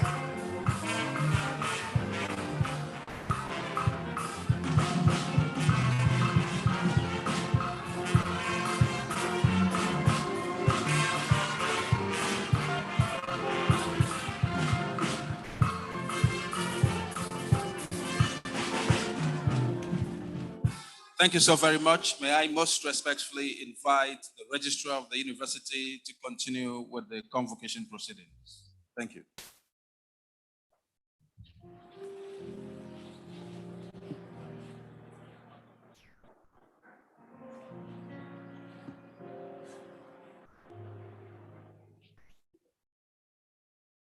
Admission to higher degrees.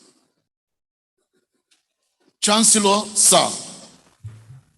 Persons whose names will be called have fulfilled the requirements of the statutes and regulations of the University of Nigeria to be admitted to higher degrees.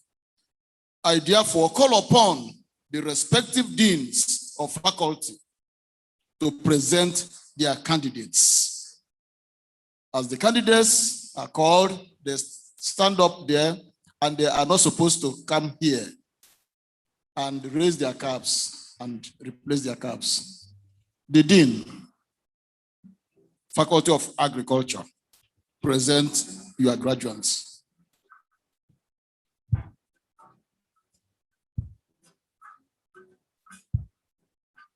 Will the graduates from the Faculty of Agriculture rise up, please, and stand on your feet?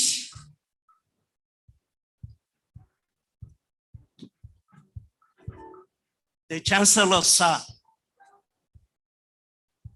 on behalf of the Faculty of Agriculture and by the authority of Senate, I present for degree of Doctor of Philosophy, PhD, Emmanuel Ejiofor Omeje, and 31 others. For Master of Science, Uchechi Messi Nwokorie, and 106 others. For postgraduate diploma, PGD, Paul Ikechukwu Eko, and 12 others.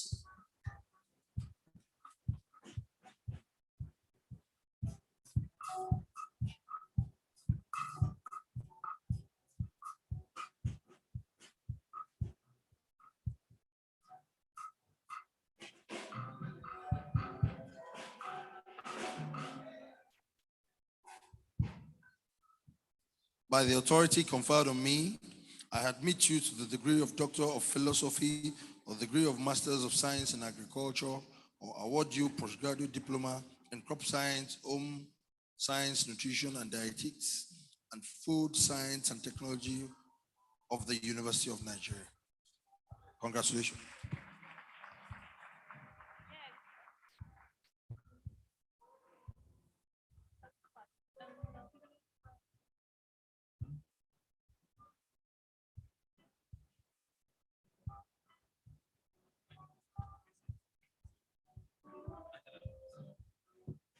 May I call upon the Dean, Faculty of Arts, to present their graduates.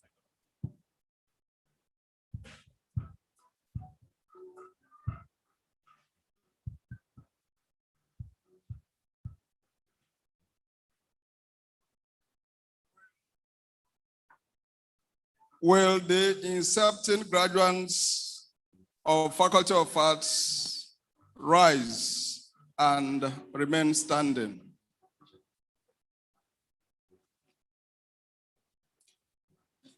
Chancellor, sir, on behalf of the Faculty of Arts and by the authority of Senate, I, Boniface Monday Onyemechimba, Professor of Linguistics, Barrister and Senior Advocate of the Supreme Court of Nigeria, the Dean, Faculty of Arts. Present Kevin Francis Olisemeka Obitube and 90 others for the degree of Doctor of Philosophy. George Ali Ebo and 218 others for the Master of Arts degree, and Ivan Nwanne Onyekwelu and 35 others for the postgraduate diploma. Mr. Chancellor, sir.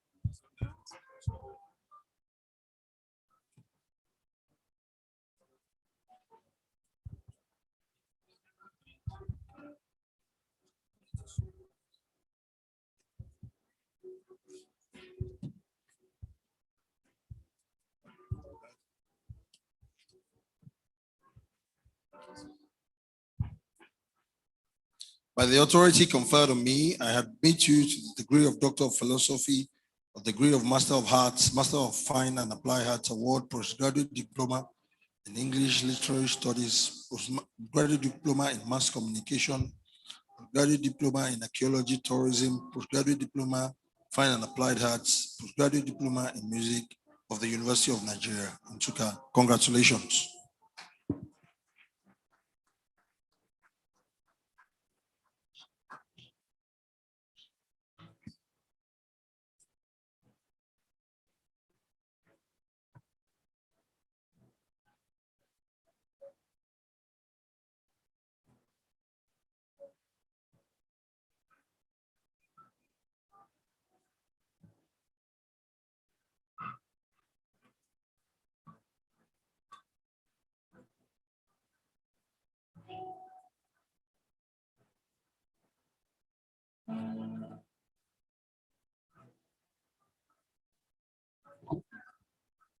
I now call upon the Dean, Faculty of Basic Medical Sciences, to present their graduates. Dean, Medical Sciences, Basic Medical Sciences.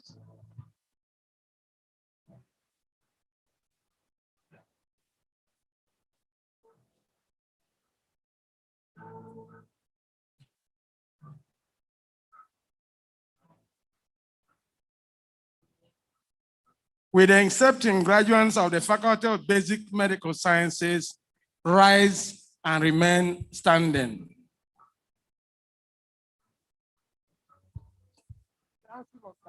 Chancellor, sir, on behalf of the Faculty of Basic Medical Sciences and by the authority of Senate, I present to you Okabue Kenneth Okogie, Emmanuel Shino Idobi, and Cordelia Omwepe Iyare for the award of PhD, and Obiatue Wuchie Melie Ralochukwu and 38 others for the award of Master's Degree in Science. Mr. Chancellor, sir.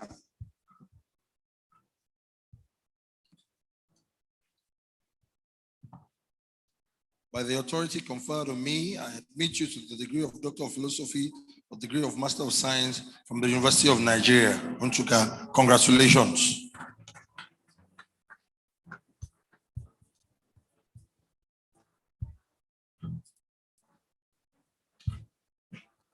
Distinguished graduates, those of you who has PhD now are expected to file past the podium. Be fast and don't touch anybody. File past. Simply file past, please.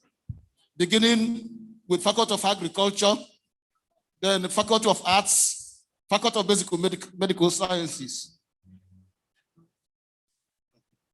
It is now my pleasure to call upon the Dean, Faculty of Biological Sciences, to present their candidates.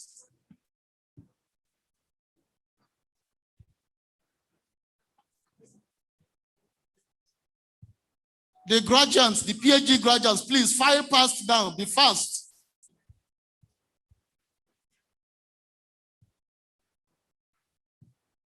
File past, take a bow and get through, please. Be fast. Don't wait for anybody.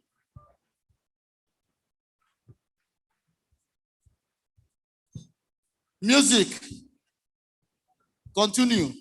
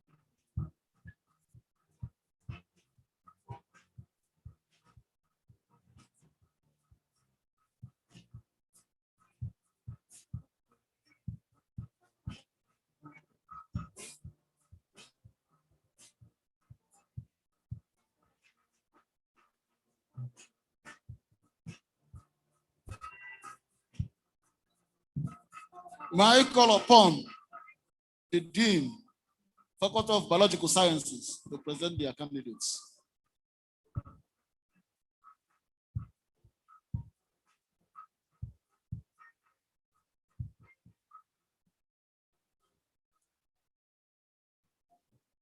Please, may I request all the graduates of the Faculty of Biological Sciences to kindly rise and remain standing. Mr. Chancellor, sir. On behalf of the Faculty of Biological Sciences and by the authority of Senate, I present for the degree of Doctor of Philosophy, Michael Olisanwankwo and 32 others. Then for the degree of Master of Science, I present Christian Chijioke Ama and 163 others. Chancellor, sir.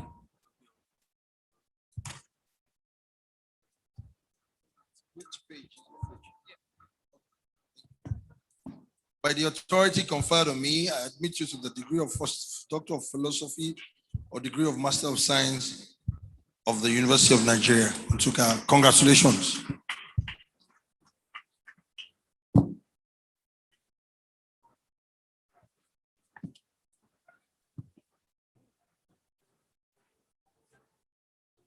Please, the first 5 past.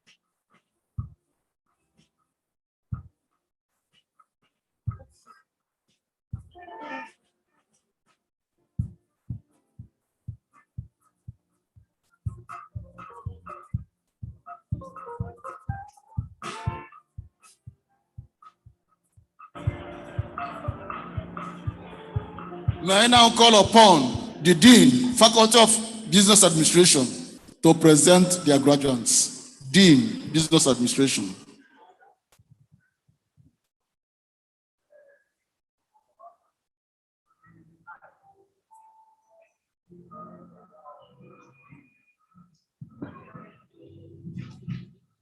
May all the graduates of the Faculty of Business Administration stand up and remain standing.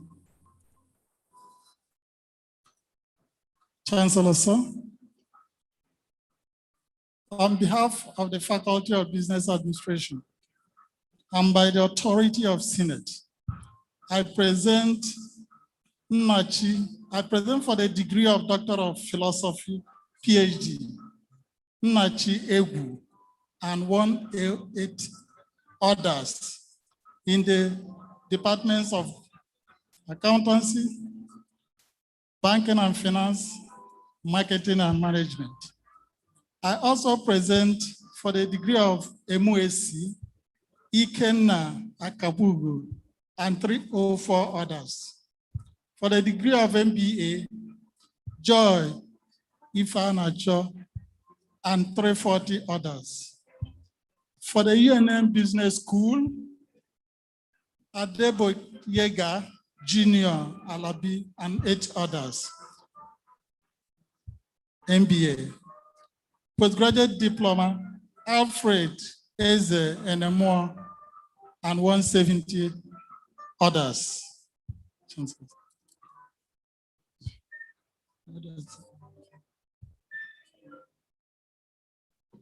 By the authority conferred on me, I admit you to the degree of Doctor of Philosophy or degree of Master of Science or degree of Diploma in Accountancy, Postgraduate Diploma in Banking and Finance, or Postgraduate Diploma in Management, or Postgraduate Diploma in Marketing, or Postgraduate Diploma in Business School of Accountancy, or Postgraduate Diploma in Business School of Management, or Postgraduate Diploma in Management PR, or Postgraduate Diploma in Marketing PR of the University of Nigeria.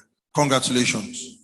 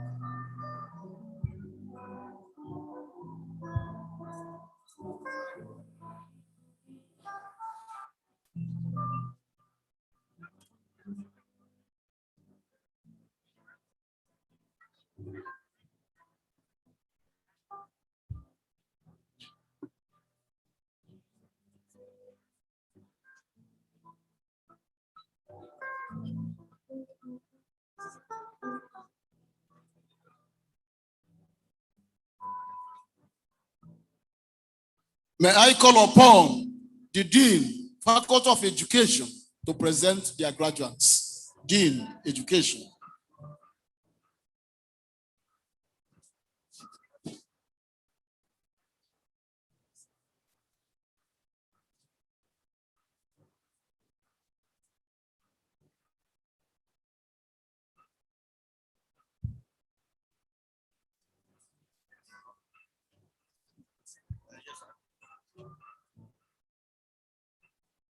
May the graduating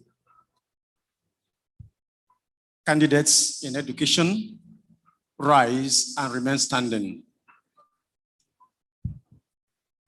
May you rise and remain standing.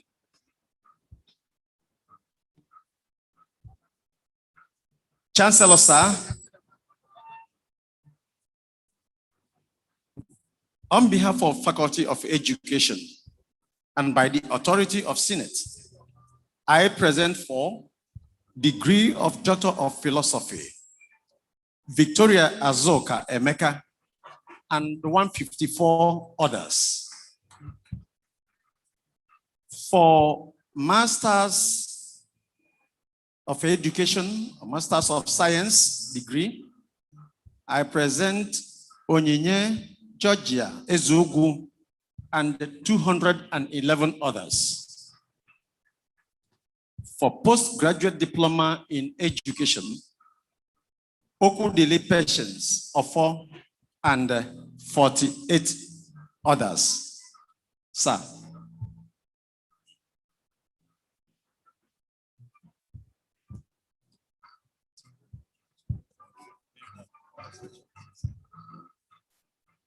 By the authority conferred on me, I admit you to the degree of Doctor of Philosophy or degree of Master of Education or Master of Science or postgraduate diploma in Business Education or postgraduate diploma in Agricultural Education or postgraduate diploma in Home Economics and Hospitality Management Education or postgraduate diploma in Computer and Robotics Education of University of Nigeria. Congratulations.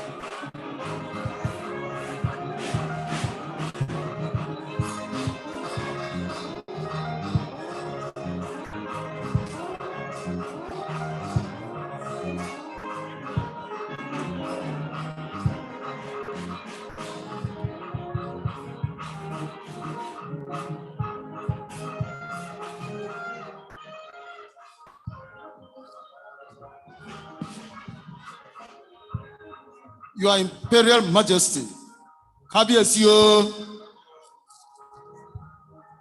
I now call upon the Dean, Faculty of Engineering, to present their candidates. Dean, Engineering.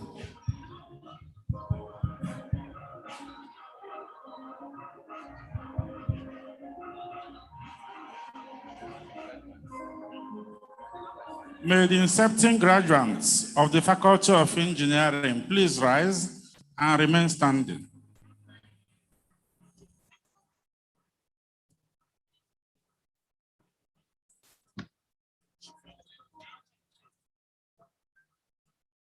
Chancellor, sir, on behalf of the Faculty of Engineering and the Authority of Senate, I present for the degree of Doctor of Philosophy, Anthony Chibuzo Ekelem and 33 others.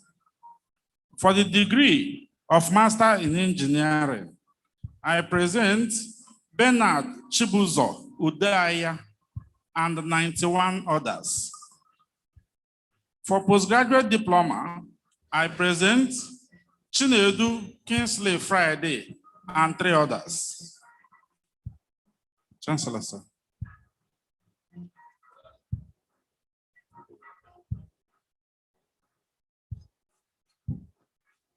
By the authority conferred on me, I admit you to the degree of Doctor of Philosophy or degree of Master of Engineering or Master of Science and Engineering, or postgraduate diploma in Mechanical Engineering or postgraduate diploma in Civil Engineering of University of Nigeria. Congratulations.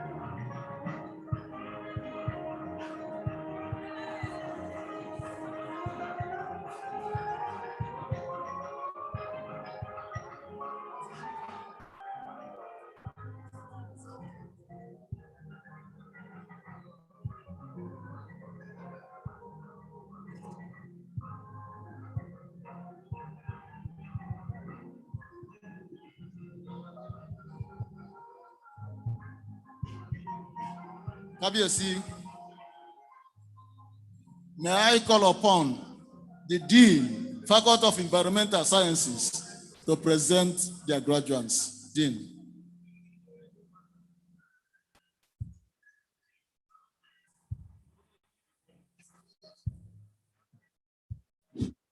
May I request the accepting graduates of the Faculty of Environmental Studies to rise and remain standing.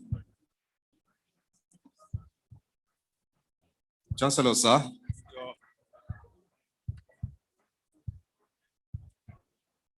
On behalf of the Faculty of Environmental Studies and by the authority of Senate, I present Obi Nicholas Ihenacho, Emeka Mba Isa Abdulkarim, Victor Nnam Asegwa Eno, and Bala Machu for the degree of Doctor of Philosophy. Shoma Agata Onwuneme and 28 others for the master's degree, Noble Chima and 18 others for postgraduate diploma. Chancellor, sir.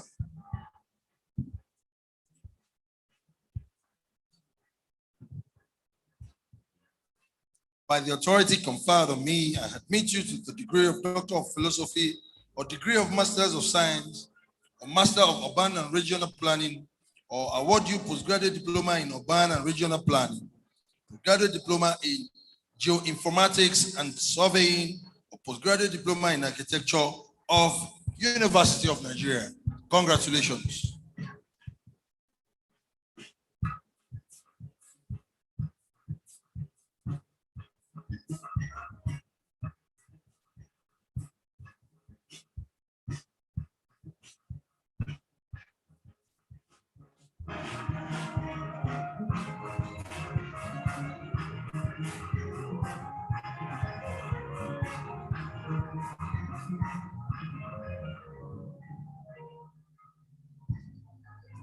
Chancellor, sir, may I invite the Dean, Faculty of Health Sciences and Technology, to present their graduates.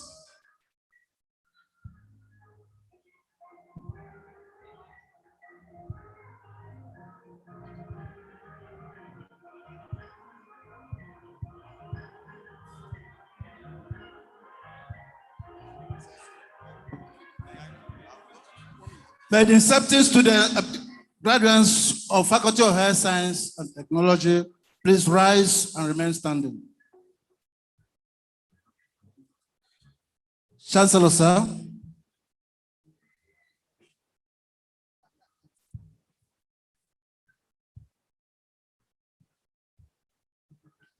On behalf of Faculty of Health Science and Technology and by the authority of Senate, I present for the degree of Doctor of Philosophy, Henry Ege Alo, and 22 others. Master of Science, Kenneth Chinedu Ekwedigwe, and 86 others. For postgraduate diploma, Arawa Nick Ude, and 16 others. Chancellor, sir.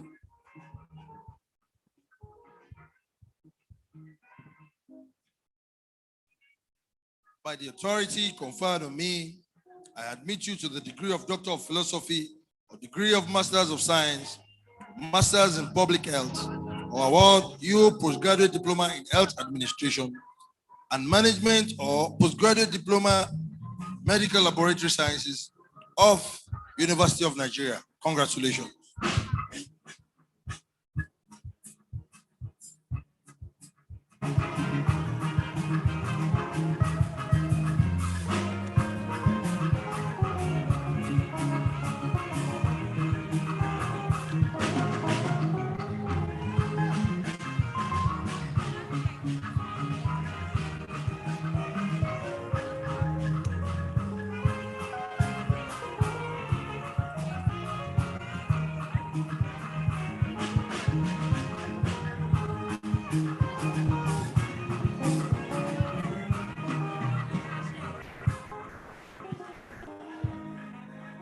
I now invite the Dean, Faculty of Law, to present their graduates. Dean, Law.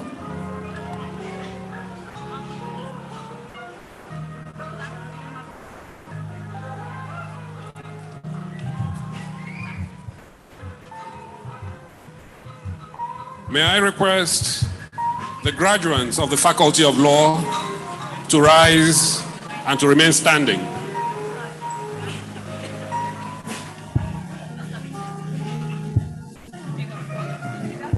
Chancellor, sir, on behalf of the Faculty of Law and by the authority of Senate, I present for the award of the degree of Doctor of Philosophy, Ekaite Mercy Ifobi, and 20 others, and for the award of Master in Law, Oliver Chimso Wakama, and 83 others.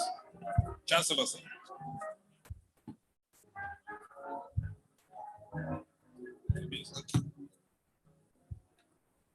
By the authority conferred on me, I admit you to the degree of Doctor of Philosophy or degree of Master of Law of University of Nigeria. Congratulations.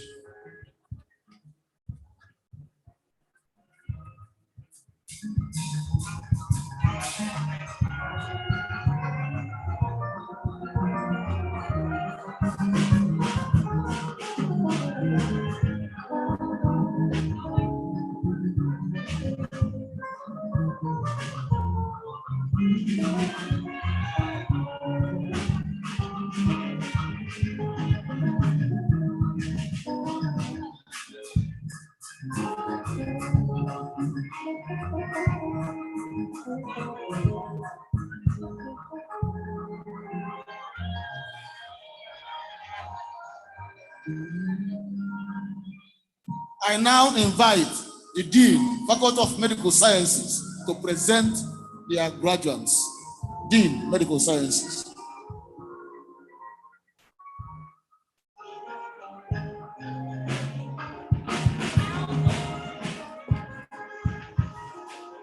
May I request the accepting graduates from the Faculty of Medical Sciences to rise and remain standing. Chancellor, sir.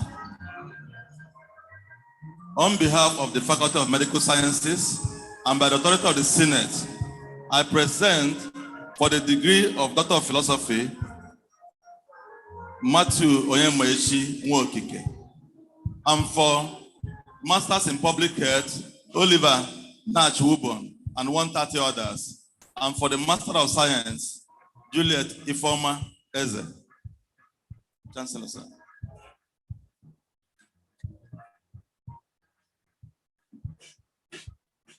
By the authority conferred on me, I admit you to the degree of Doctor of Philosophy or degree of Master of Science of the University of Nigeria. Congratulations.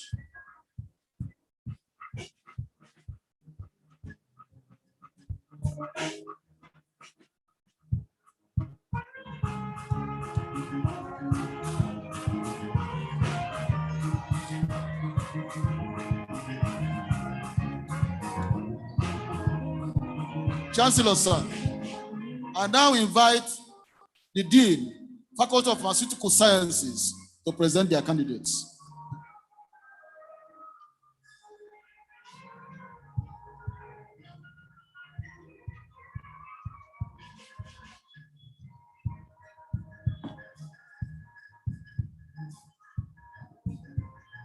May I request the accepting graduates of the Faculty of Pharmaceutical Sciences to rise and remain standing. Chancellor, sir, on behalf of the Faculty of Pharmaceutical Sciences and by the authority of Senate, I present for the degree of Doctor of Philosophy, Okekaji Uchochukwu, Chinazom Precious Abo, Collins Azubike Onyeto, Florence Mwakego Mbaoji, and Abdul Mumini Isa. And for the degree of Master of Pharmacy, MPharm, I present a former Joy Onuzulike and 21 others. And for the degree of Master of Science, I present Levinus Nayelugo Ona and 11 others. Chancellor, sir.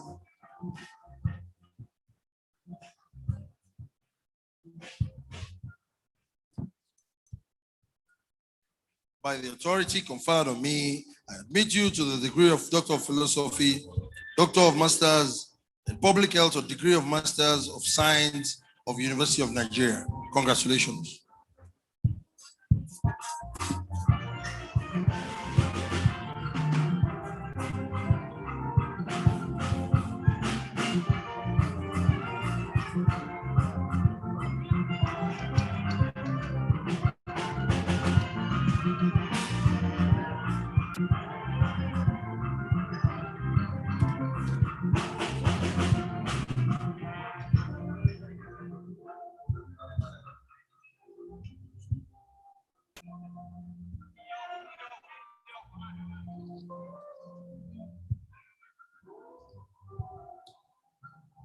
May I invite the Dean, Faculty of Physical Sciences, to present their graduates. Dean, Physical Sciences.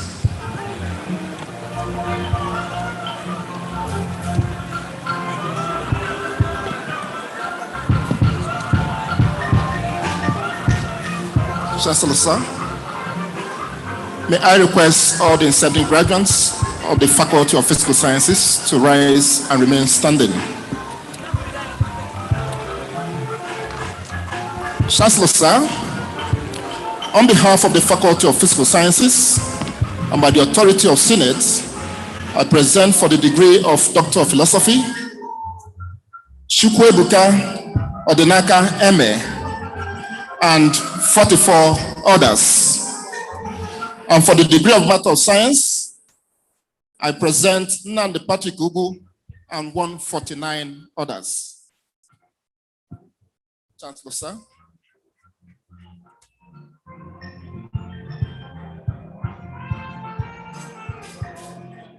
By the authority conferred on me, I admit you to the degree of Philosophy, or degree of Masters of Pharmacy, or degree of Science of University of Nigeria. Congratulations.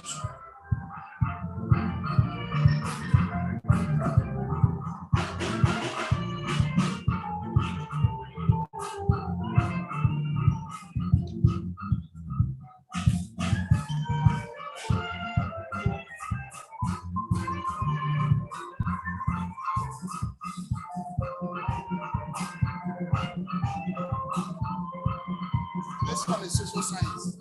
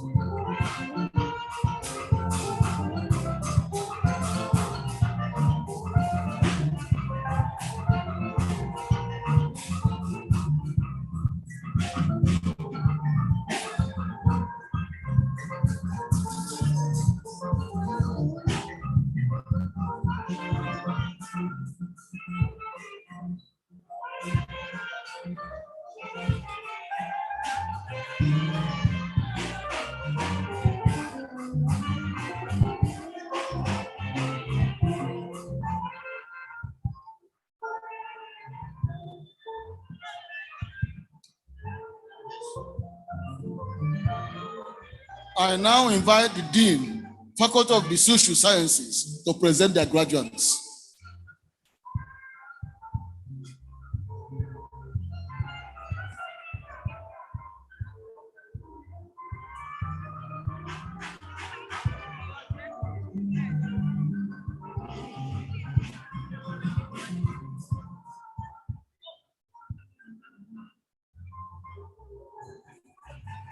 Chancellor, sir,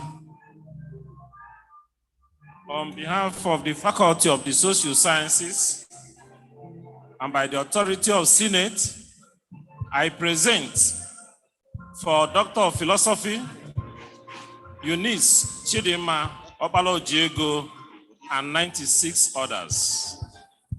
For Master of Science, Master of Arts, I present Comfort Nkendilim Ajogu and 333 others. And for postgraduate diploma, I present Ikenna Unogu and 59 others. Chancellor, sir.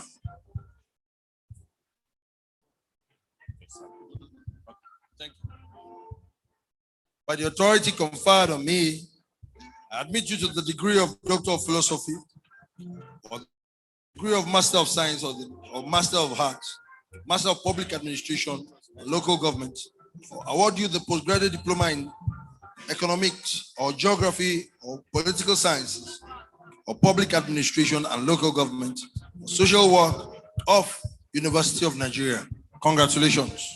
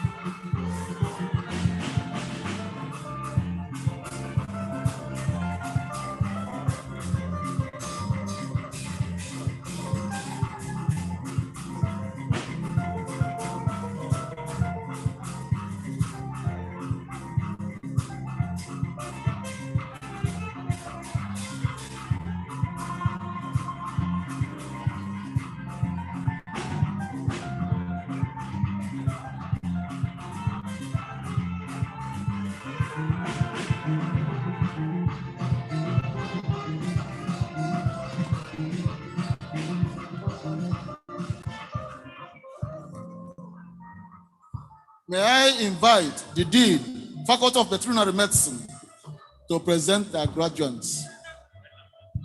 Dean, Veterinary.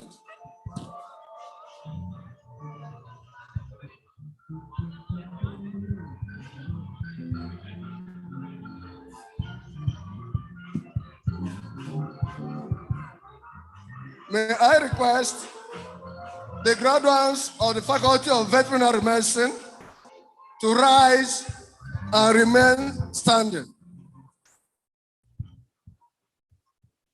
Chancellor, sir, on behalf of the Faculty of Veterinary Medicine and by the authority of Senate, I present for the degree of Doctor of Philosophy, PhD, Linus Irondu Nhanga and 18 others, and for the degree of Master of Science, Henry Uche Akubeze, Vice-Chancellor, sir.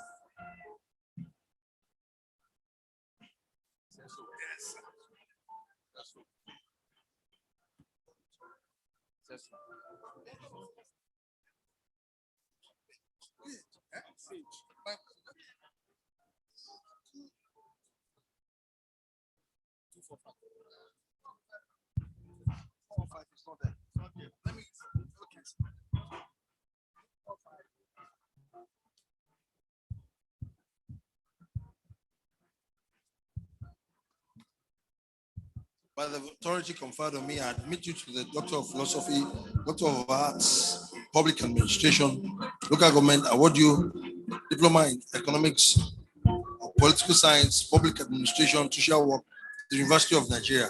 Congratulations.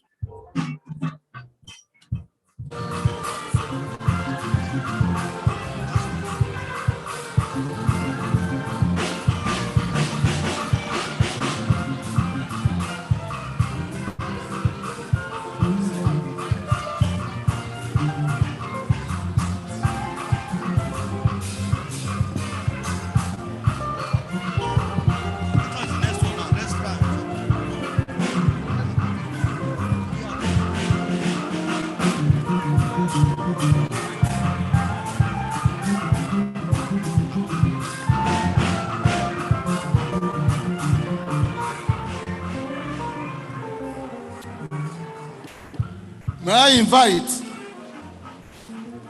the Dean, Faculty of Vocational and Technical Education, to present their graduates.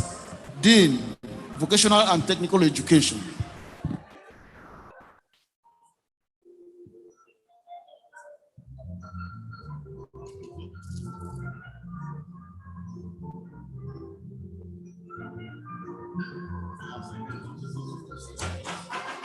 Will the inserting graduates of the Faculty of Vocational and Technical Education rise and remain standing? Chancellor, sir, on behalf of the Faculty of Vocational and Technical Education and by the authority of Senate, I present for degree of Doctor of Philosophy, Elizabeth Igwe and 49 others. Degree of Masters of Education or Master of Technical Education, Christiana Anazodo and 91 others. Postgraduate Diploma, Evangeline Ishiwu and 10 others. Chancellor, sir.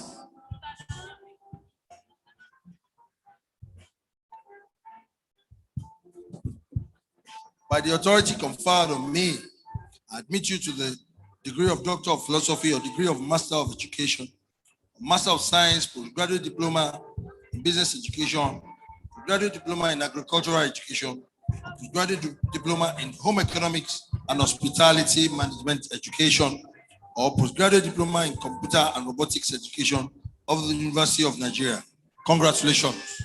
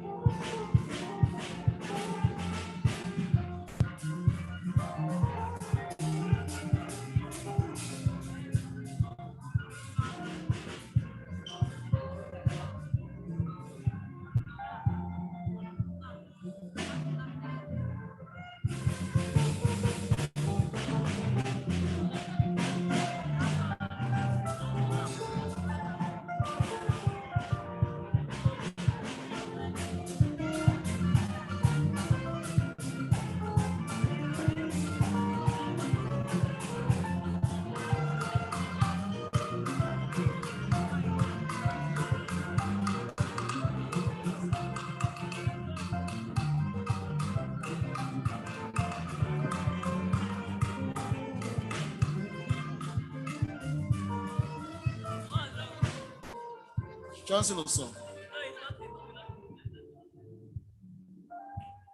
Permit me to invite the Dean, School of Postgraduate Studies, to present the graduates for Center for Environmental Management and Control, CMAC. Also, the results of Institute of African Studies, Institute of Development Studies, Institute of Maritime Studies, Institute of Maternal Child Health, Institute of Climate Studies, Energy and Environment, and finally, Institute of Public Health. Dean, School of Postgraduate Studies. Thank you, sir. I think you can run through them. Thank you. Don't come out until you finish them, please.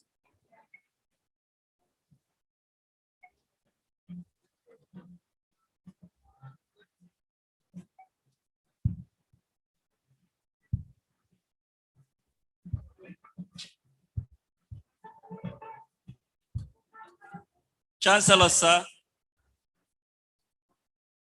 on behalf of the Center for Environmental Management and Control, and by the authority of Senate, I present for the degree of Doctor of Philosophy, Chinedum Thompson Irunko, and Gloria Michael Udo Sunday, and for the degree of Master of Science, Udochi Ijoma Nwosu, and 34 others. And for the postgraduate diploma in environmental management and control, Gini Kachuku, Fibia, Mbadi, and Etim Ai Opanyang. From the Institute of Development Studies, sir, I present again for the degree of Doctor of Philosophy, Young Chukwu Emeka Okezue, Silas Arinze Ude, Ekosuchi Ogatu. And for the degree of Master of Science, I present Obinna Luke Ayogo and 20 others. And for the degree of postgraduate diploma, I present Laura Ifoma Okoli and 5 others. Chancellor, sir, for the Institute of African Studies, I present for a degree of Master of Science, Jefta Elochukwu Unegu and 6 others. And for the degree of postgraduate diploma, Emmanuel Obu Awa. Chancellor, sir, see from the Institute of African Studies, I present for Doctor of Philosophy,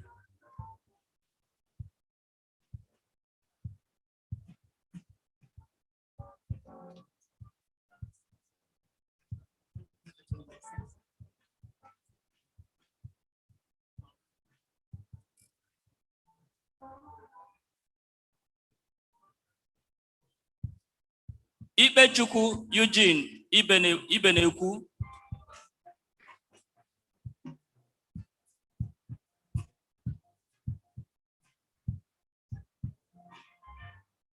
John Ekperemachi Opara and Emeka Ogbonna.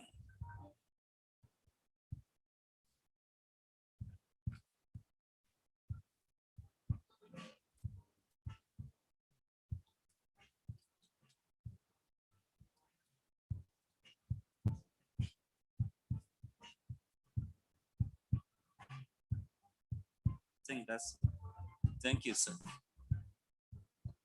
Yes, Chancellor, sir.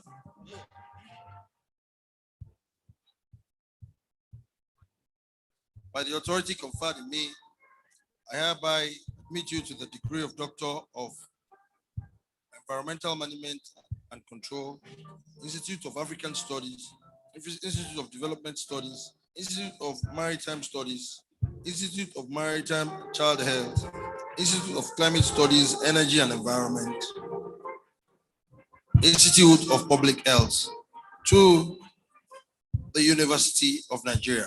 Congratulations.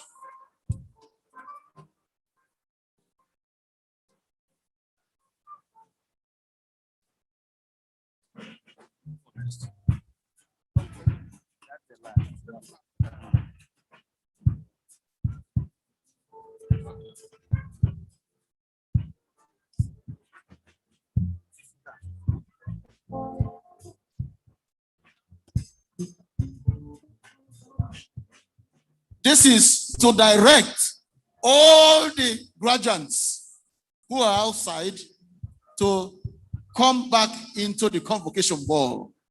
This is because you have not been inducted. Come back and stop any form of movements.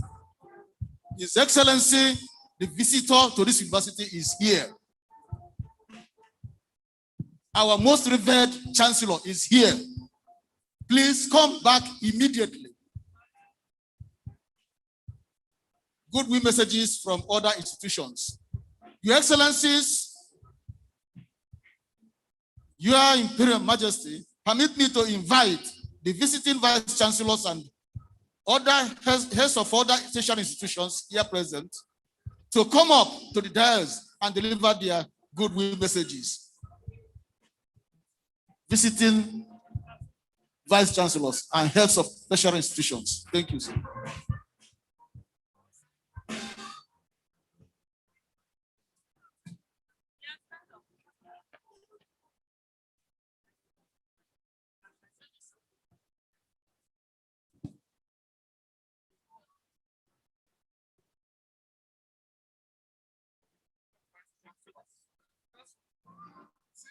Yes, this one is from the Committee of Vice Chancellors, CVC.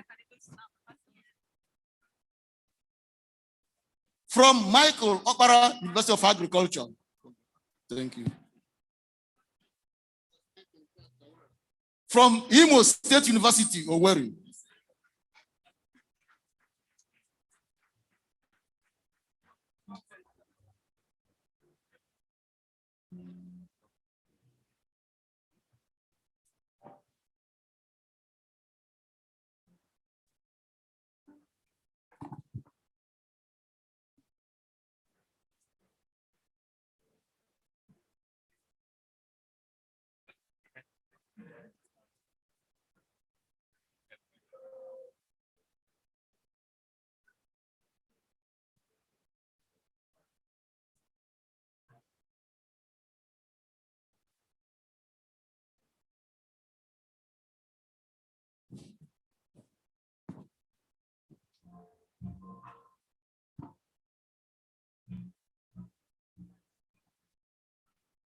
Honorable Chancellor, the Governing Council and the Senate of the University of Nigeria have resolved that the title of Professor Emeritus be conferred on those worthy persons whose names are set out here.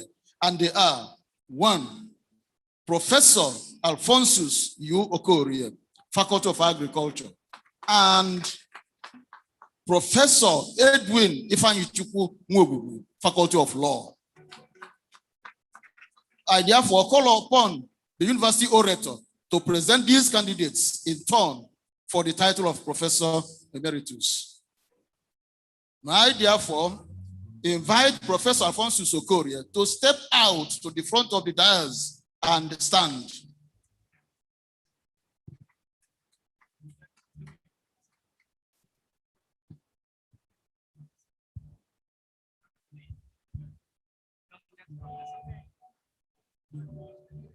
In order to save time, I also now invite Professor Edwin Ifeanyichukwu Nwobubu to step out to the front of the dais and stand for the honor. Both of them to come up, stand, and face the audience for the great award. Professor Emeritus, you're welcome, sir. I invite the University Orator to commence action.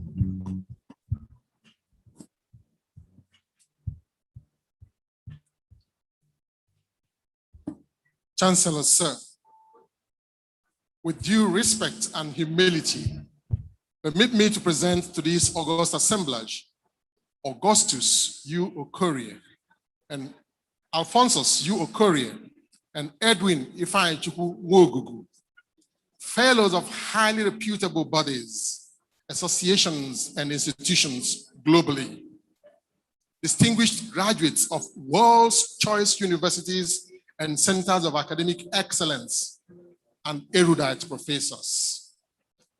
These consummate academics have broken many new grounds in excellent academic investigations to advance humanity. Through their untiring devotion to the promotion of world-class standards in scholarship and research, they have given the academia hundreds of academic publications in books, book chapters, journal articles, and technical reports. They have designed, developed, and patented unique prototype machines and instruments that have left the world gainfully different. They have taught, supervised, and mentored students from across the globe who have grown to become successful professionals, entrepreneurs, administrators, industrialists, and priests. Through their international collaborations and linkages, they have bequeathed our university with legacies worth millions of naira. Their contributions of these erudite professors in the area of administrative dexterity have placed the university on a very comfortable pedestal. For these sterling achievements, therefore, the regents of the University of Nigeria, upon recommendation of Senate, have unanimously agreed to confer upon you the prestigious award of distinction of the university. Honorable Chancellor, sir, and I call on you to confer on each of Alphonsus U. Okorie and Edwin Ifeanyichukwu Nwogugu the title of Professor Emeritus.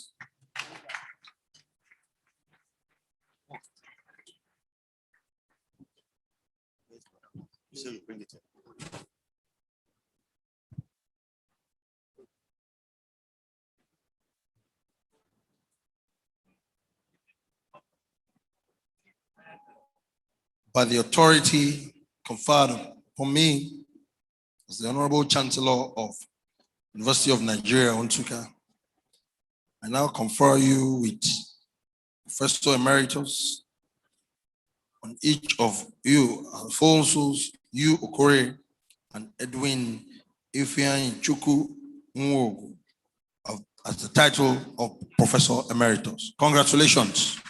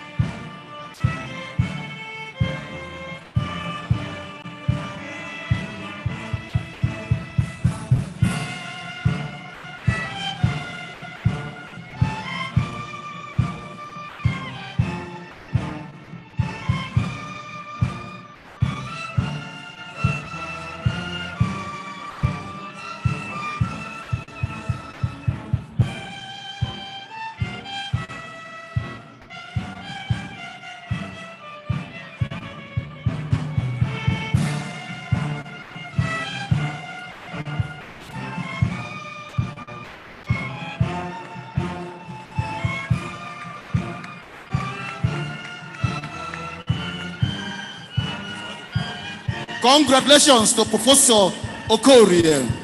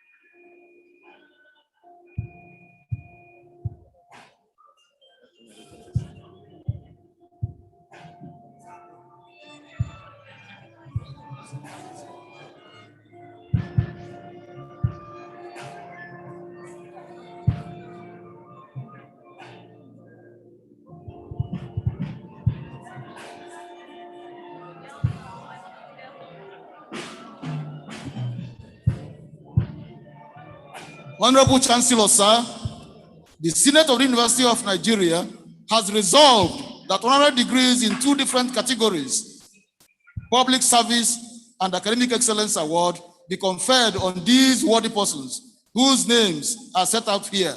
And they are: 1, for Public Service category. The first awardee is Engineer Anthony Uzoma Oguike, MD/CEO, the Future Concerns Group, Doctor of Business Administration, DBA Honoris Causa. The second person is Mrs. Nenna Mary-Ann Obiejese, Group Executive Director, Administration and Corporate Services, Obi Jackson Group of Companies, Doctor of Business Administration, DBA Honoris Causa. The next person is on the Academic Excellence Award category, and he is Jacob Kehinde Olobona, Doctor of Letters, DLITT, Honoris Causa. I therefore call upon the University Orator to present the graduates for the award of degree of Honoris Causa. The University Orator, Dr. Onwebuna.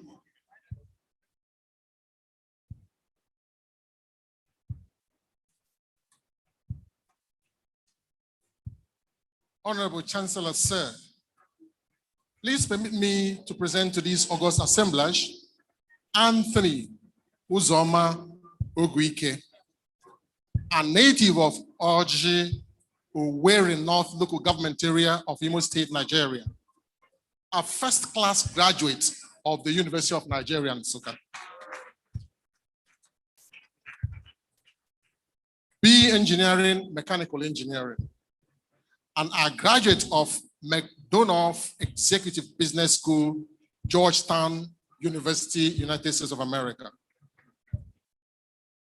A distinguished fellow of the Nigerian Society of Engineers, fellow Institute of Safety Professionals of Nigeria, fellow Occupational Safety and Health Administration, and member British Safety Council.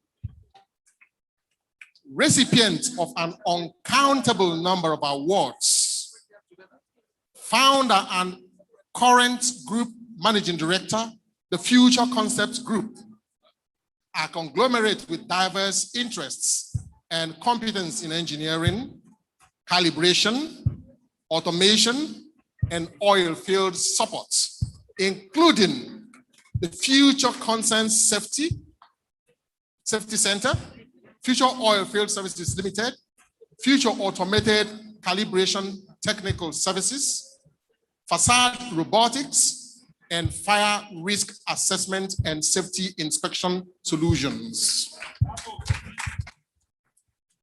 Chairman, Southside Properties Development Company, and Director, Hill City Foundation. Engineer Anthony Uzoma Ogwike, sir, because you have proven yourself an enthusiastic entrepreneur, an astute innovator, a relentless philanthropist, a pioneer of corporate safety in Nigeria, and a passionate believer in the dignity of man. Because you have devoted your benevolent spirit of community development, and because you have made it your life's mission to pursue through an thorough and efficacious professionalism in business administration, the regents of the University of Nigeria, upon recommendation of Senate, have unanimously agreed to confer upon you the honorary degree of the university. Honorable Chancellor, sir, I now call on you to confer on Anthony Uzoma Ogwike the degree of Doctor of Business Administration, honoris causa.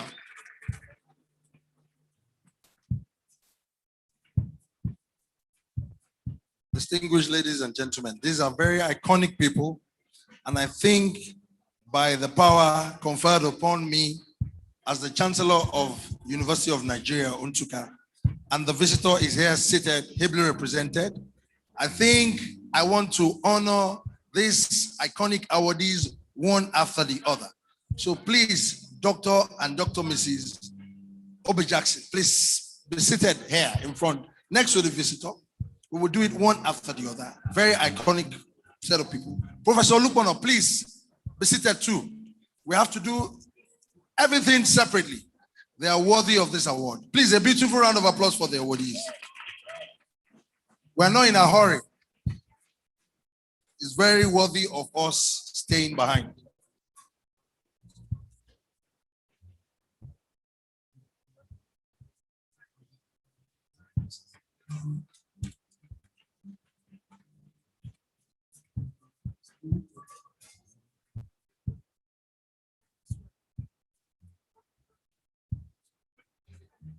Please supply us music, beautiful music, please.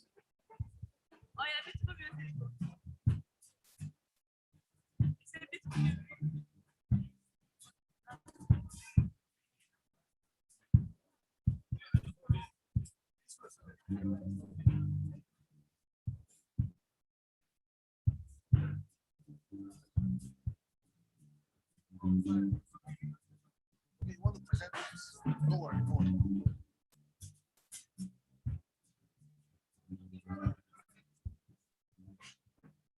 By the power conferred upon me as the Chancellor of University of Nigeria, Nsukka, I hereby honor you, Anthony Uzoma Ogwike, Doctor of Business Administration, honoris causa. Today, congratulations and God bless you.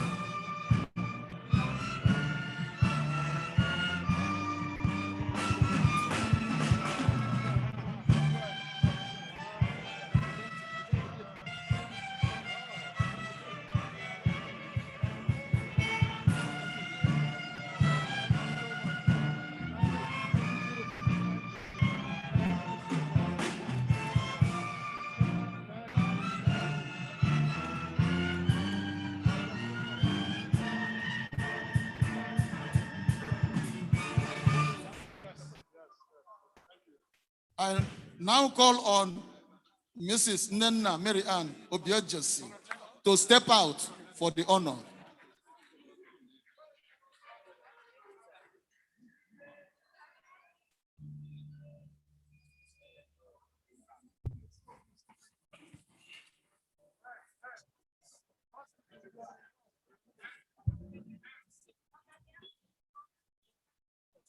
Still sit. We're not in a hurry. We want to clear this place. We have to be.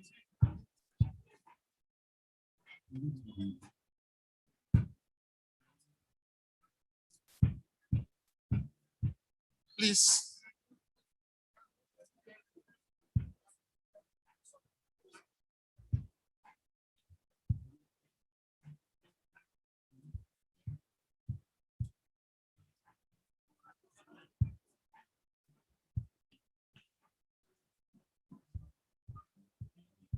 Honorable Chancellor, sir. Please permit me to present to this august assemblage Mrs. Nenna Mary Ann Obiejesi, born in Nnewi, Anambra State, Nigeria, to academicians of the highest quality. Emeritus Professor John Anenechukwu Ume, Officer of the Federal Republic, and Professor Mrs. Rich Enujioke Ume, who have both been Deputy Vice-Chancellors of the University of Nigeria Enugu campus at different times. A graduate of the renowned University of Nigeria Enugu campus, LLB Law. Nigerian Law School, Lagos, BL Law. And London School of Economics, London, United Kingdom, LLM International Business Law. A member of the Nigeria Bar Association and an associate of the Chartered Institute of Arbitrators, United Kingdom. A former managing partner, Rich and Daniel, a law firm specializing in commercial legal matters with a client base that cut across various business sectors. Group Executive Director and Finance and Administration, Nest Oil Limited, the largest indigenous engineering, procurement, construction, and commissioning company in Nigeria, oil and gas industry. Executive Director, Administration and Corporate Services, Obi Jackson Group of Companies. Building and developing the company's staff strength from just 10 persons in 1995 to over 2,000 employees as at dates. Director, Energy Works Technology Limited. Director, B&Q Dredging Limited. Trustee, Obi Jackson Foundation. And board member, Obi Jackson Women and Children's Hospital. Nenna has, in recent times, steered Nest Oil Limited, Energy Works Technology Limited, and B&Q Dredging Limited to be nominated as a company to inspire Africa by the London Stock Exchange. Mrs. Nenna Mary Ann Obiejesi, because you convincingly proved yourself a tireless generator of vital employment opportunities, a dynamic contributor to sustainable economic growth, a bastion of best practices and good corporate governance, and a rare epitome of innovative brilliance and corporate ingenuity. The regents of the University of Nigeria, upon recommendation of the Senate, have unanimously agreed to confer upon you the honorary degree of the university. Honorable Chancellor, sir, I now call on you to confer on Nenna Mary Ann Obiejesi the degree of Doctor of Business Administration, honoris causa.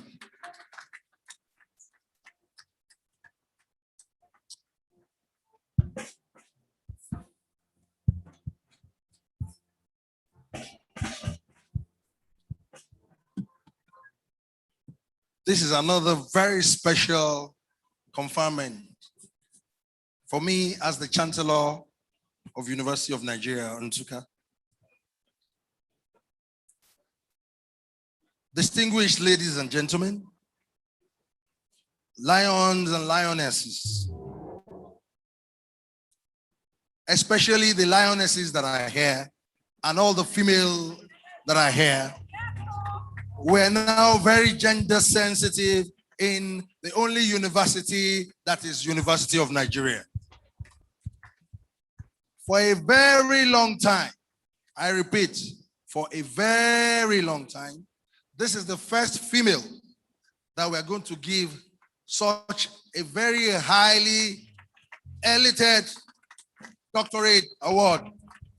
Please, I want all the females that are here present to please stand up and celebrate your own. If you are very proud and worthy, I want you to all stand up. Female alone. This is my 6th year and I've never experienced a female being conferred this honorable award. And I'm so delighted again. The parents are here, the very proud parents.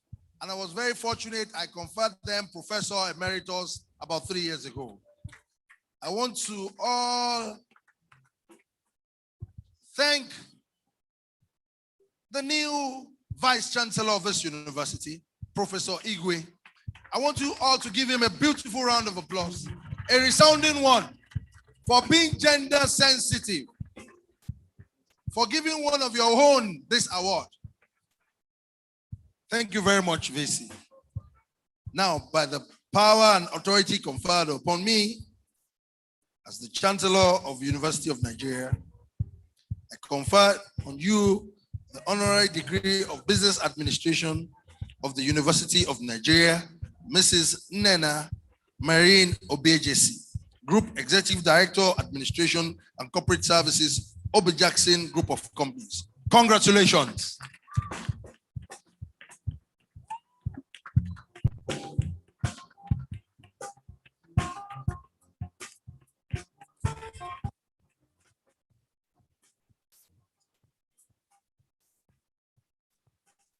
I can never forget honoring and thanking the husband too for being here.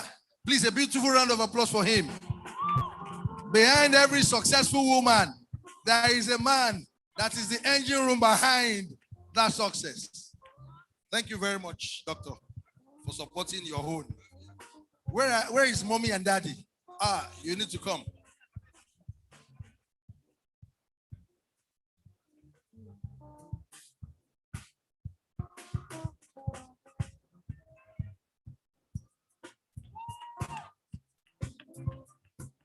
A beautiful round of applause for these proud parents.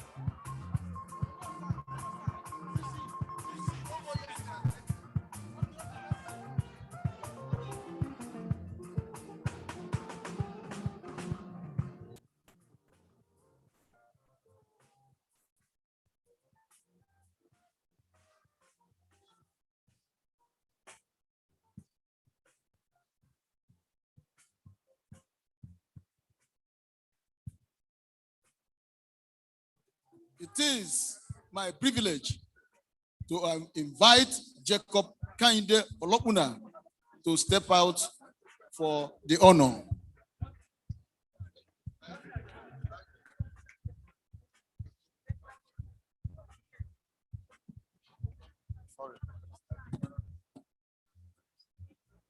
Honorable Chancellor, sir, permit me to present to this august assemblage Jacob Kehinde Ulukwana, who arrived from the United States of America a couple of hours ago.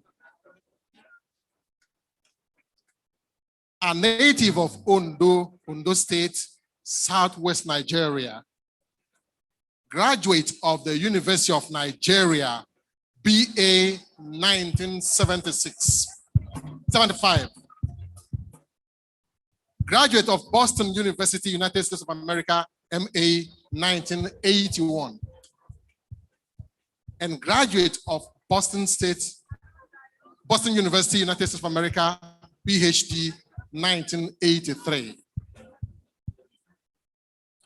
Professor of African Religious Traditions with a joint appointment as Professor of African and African American Studies in the Faculty of Arts and Sciences, Harvard University, United States of America. A recipient of grants from the Guggenheim Foundation, the American Philosophical Society, the Ford Foundation, the Davis Humanities Institute, the Rockefeller Foundation, and the Werner Grain Foundation, and then the Getty Foundation. A recipient of the Honorary Doctor of Divinity, University of Edinburgh, Scotland.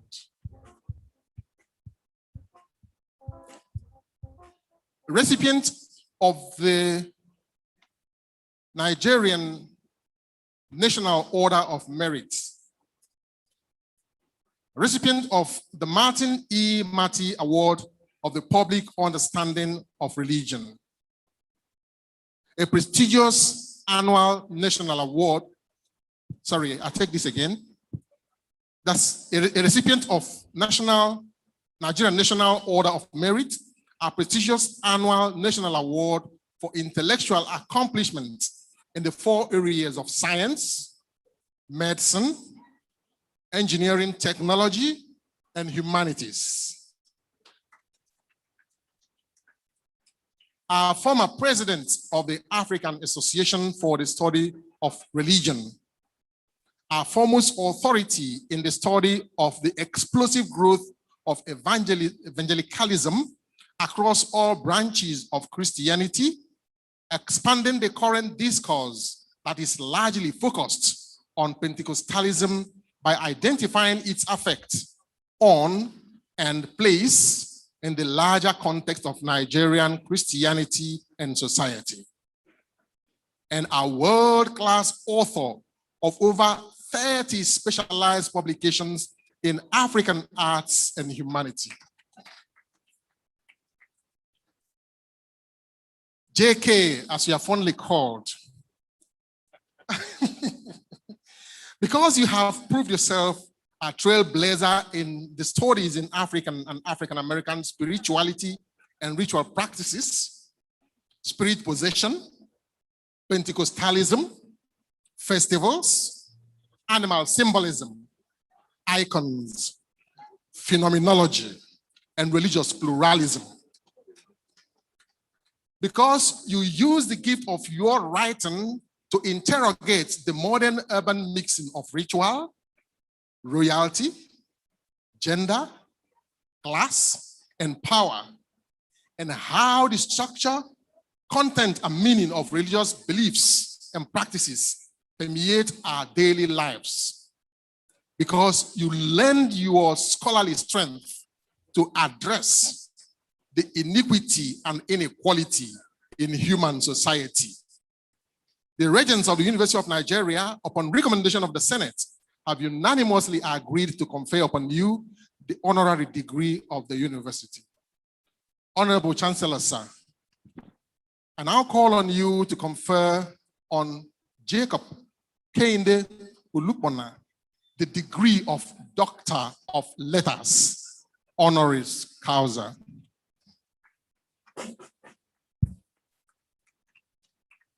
This is another iconic awardee. One of the most respected professor of Harvard University and our own in University of Nigeria, Nsukka. I think it deserves a beautiful round of applause. A resounding one.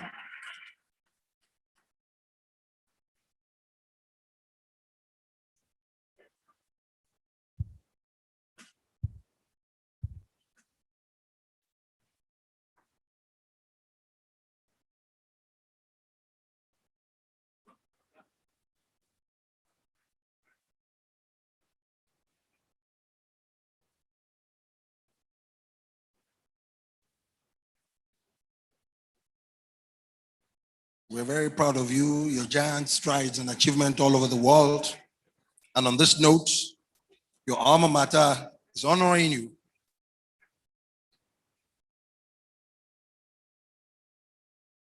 I, the Chancellor of University of Nigeria, by the power and authority vested in me as the Chancellor, I confer you, Professor Jacob Kende Olupono, the honorary degree of Doctor of Letters of the University of Nigeria, Nsukka. Congratulations today.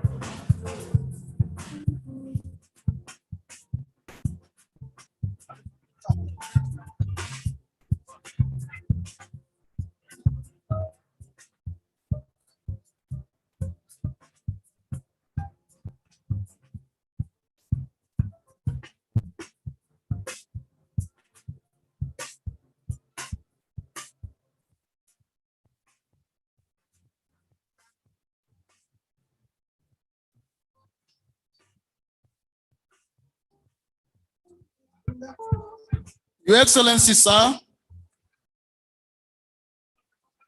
the Chancellor of the University, it is my privilege to invite Engineer Dr. Anthony Uzoma Ogike to give a response. Dr. Uzoma Ogike to give a response. A very brief one.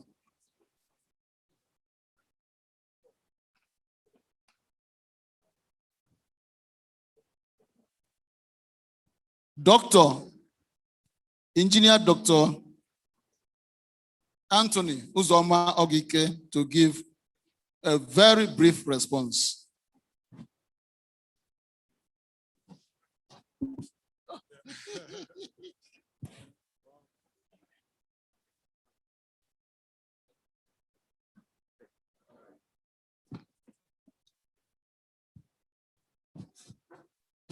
Wow.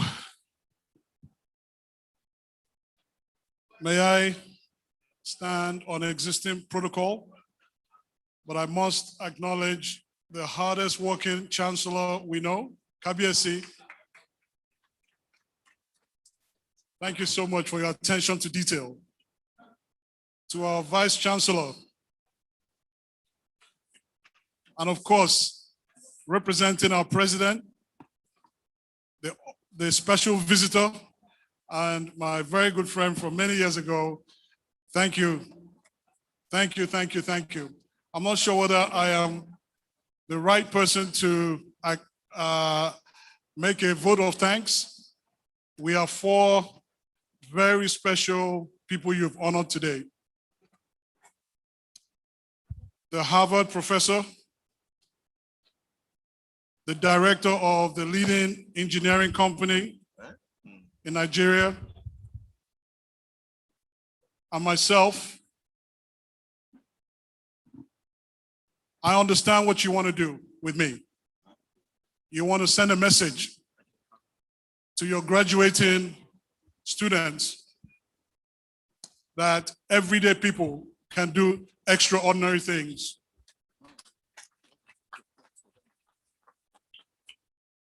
I accept this responsibility, for you have shone light on me for a specific purpose, to let these guys that are going to face the future know that doing the right things for the right reasons at the right time, pursuing excellence as a habit, there is a route to progress.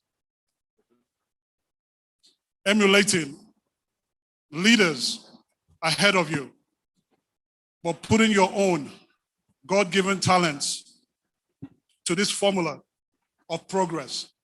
There is a route to this. So I understand why out of all these eminent Nigerians, you elect to call myself. There is no future without a past. In my case, my past, I see Solomon Ogwike, my father, and my mother, who raised me in this community many years ago. He's late, but he's with us today. I see Augusta, my mom, who raised us single-handedly with you guys. You guys instilled humility. You guys instilled professionalism, and it has allowed me to lead a wider audience. My brothers and sisters, thank you for allowing me to lead you as we grew in this community. There is no future without it today. As I look at my today, I see a beautiful woman, Chika, my wife. You have made a lot of sacrifices that allowed myself to have a body of work that brings us here today, to this prestigious university. They are very selective, but yet they found us. You brought me 5 beautiful kids, and they have a lot to say about our tomorrow. To the graduating students, as you get familiar with success, like all of us here, please get familiar with failure, because it's going to happen. The question is, how do you deal with it? You're going to fall forward. That's what we've done. We're going to take those blind spots of failure and do like KBSC has done, and do like our Vice-Chancellor has done, and do like all these expert systems.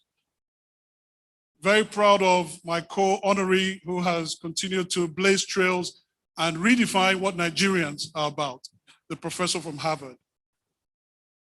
That's what you're going to do. You're going to use it, like I've done, as fuel for future success.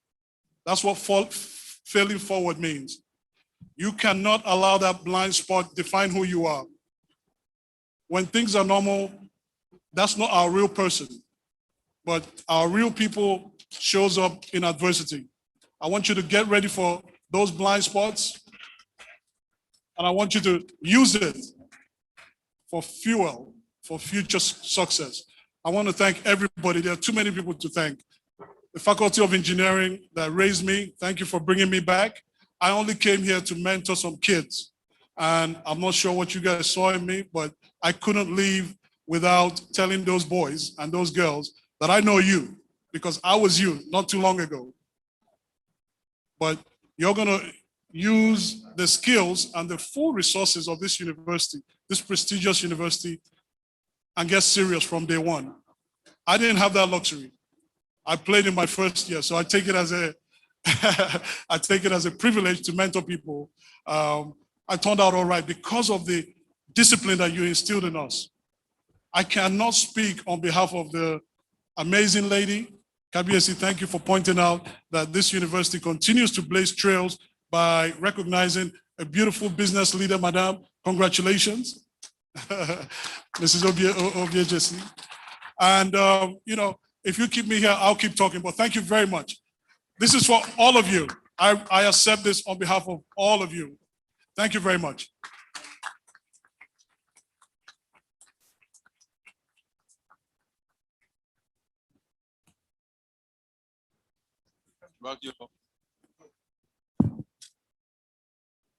Your Excellency,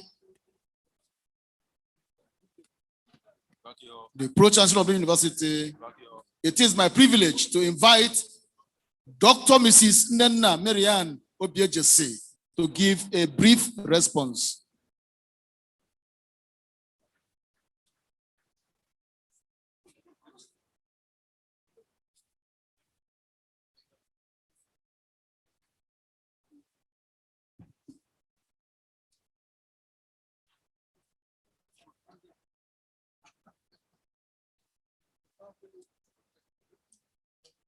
Permit me this afternoon to read from my handwritten notes because I'm overwhelmed.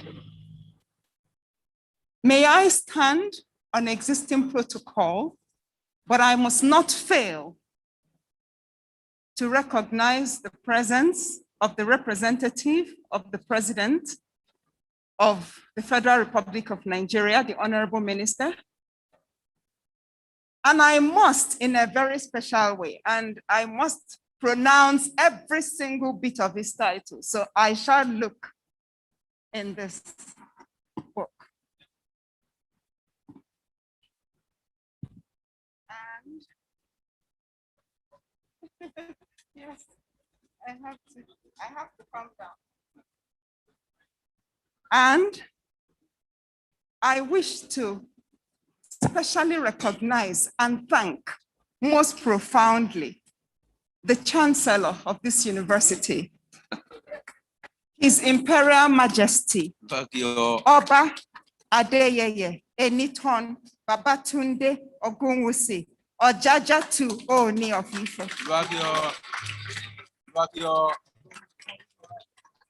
And while standing here, I must also, with a deep sense of respect, you know, in the Bible, Sarah called her husband Abraham master.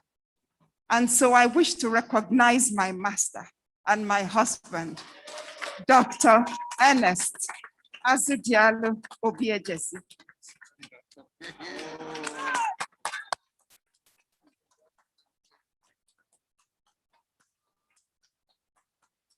And my parents, academicians extraordinaire. I am so grateful to God that they are here today to see this award. Professor Emeritus John Anenechukwu Ume. He's right here.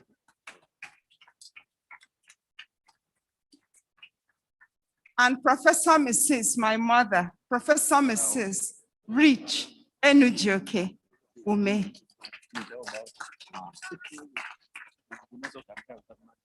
I also acknowledge the Vice-Chancellor of this university. Great job, sir. Great job, sir. And all other esteemed members of this great institution that happens to be my alma mater. It is such a special honor for me because of the fact that this university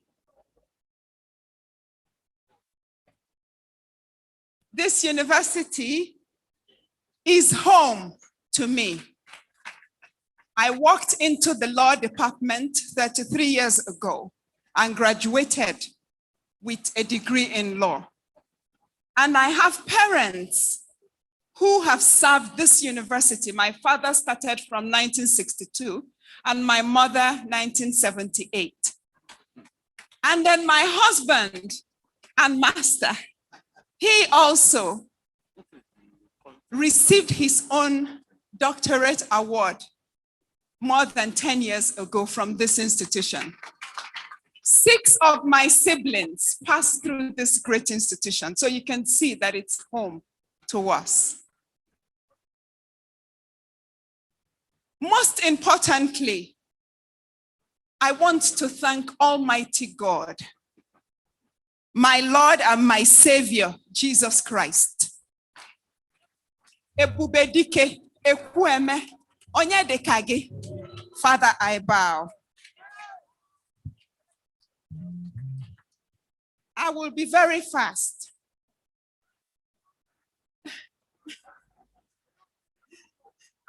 UNN has played a very major role in developing the potential and talent of thousands of students from all walks and parts of Nigeria, and indeed the world, including myself.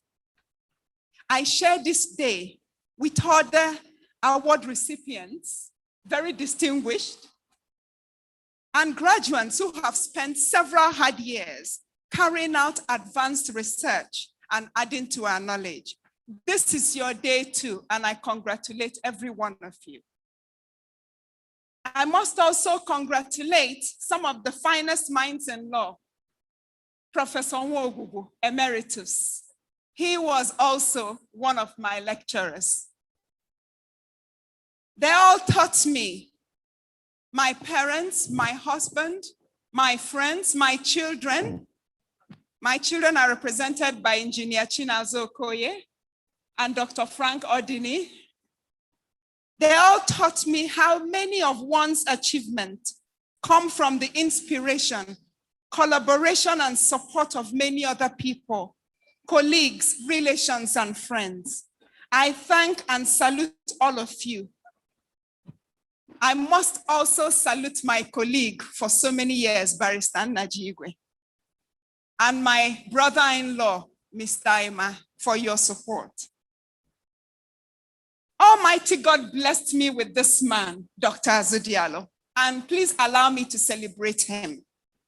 He taught me how to survive, how to thrive in shark-infested waters called the business world. You can see I come from a family of academicians. So how is it that I was able, by the grace of God, to climb the ladders of success? I thank you, my husband. Thank you.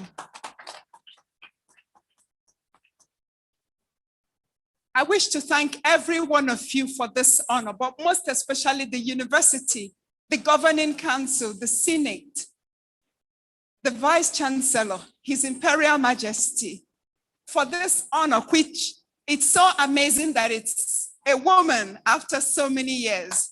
We are moving forward as lions and lionesses. Lions and lionesses. I salute you all, my friends. I acknowledge that I have the responsibility to keep the flag flying so that others can partake. To this end, I have the permission of my husband, Dr. Ernest, to donate a special gift to this university in continuance of our past donations. But for the sake of modesty, permit me to have a discussion with the able Vice-Chancellor afterwards. I thank most profoundly Almighty God, in whom I live, I move, and I exist. Without him, I wouldn't even exist. Thank you very much, everyone. Thank you, sir. Thank you, Oni. Thank you, Papa, Mama. Thank you, Dr. Mrs. Ordini. Thank you very much, everyone.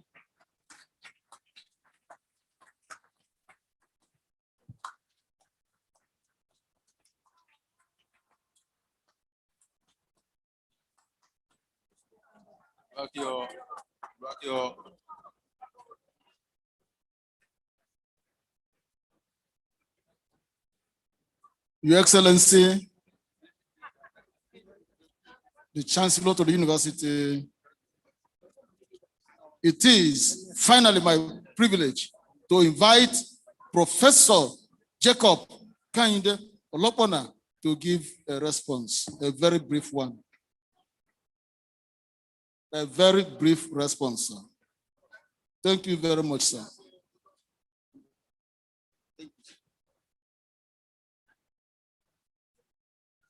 His Excellency, the Visitor, the President of the Federal Republic of Nigeria, the Chancellor, the Kabiyesi, Oba Ogunwusi, Ojaja II, Ooni of Ife, Arole Oòduà, the Vice-Chancellor, Professor Igwe, and Madam Igwe, and principals, officers, Senate members, members of the Convocation, the graduates, the students, parents, and my learned colleagues, and fellow honorary and distinguished Nigerians who are here present. I greet you all, and I want to thank the previous speakers who have spoken on our behalf for recognizing the significance and importance of this award. As the Chancellor briefly mentioned, I flew in just about 2 days ago. I thought it was not going to be possible for me to come. So, but I want to thank God that I finally made it. I regret the fact that my wife, who also graduated from here in 1976 and read home economics, is not able to make it.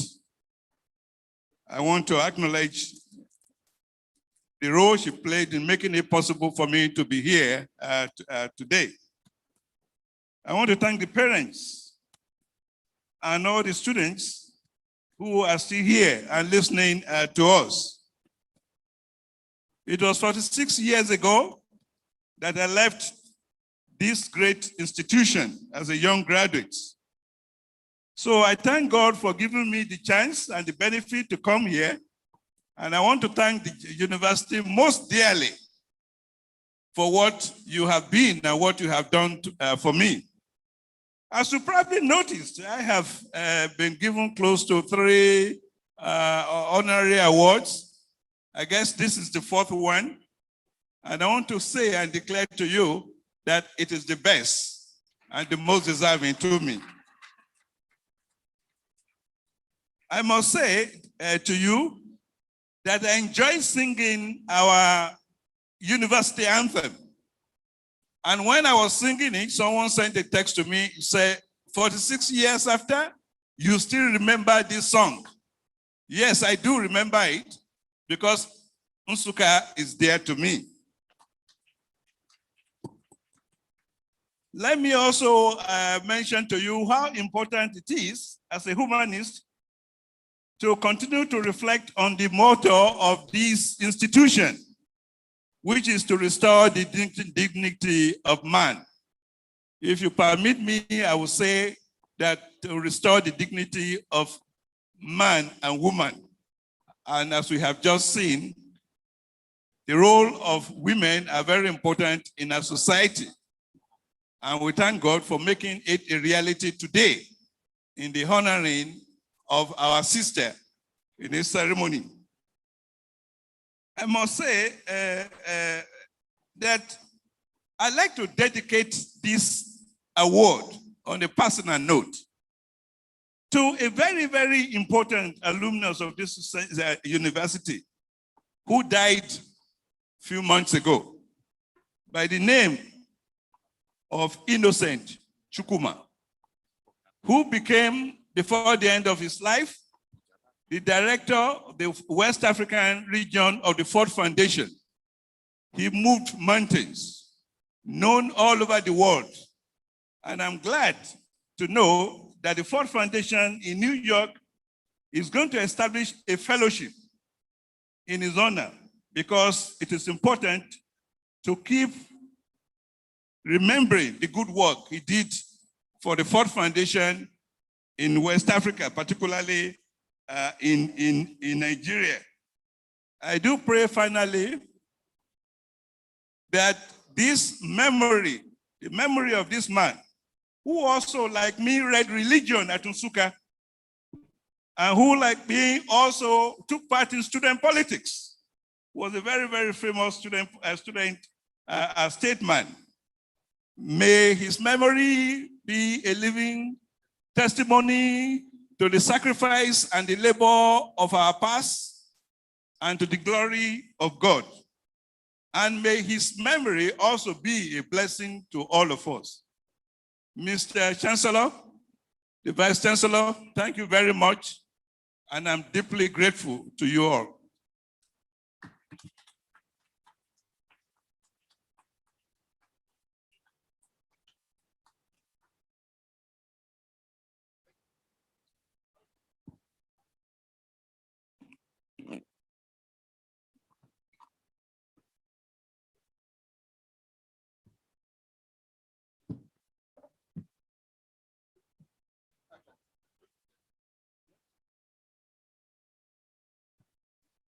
Your Excellency, the Chancellor of the University, permit me to read out the Vice-Chancellor's Postgraduate Award winners for 2018/2019 session.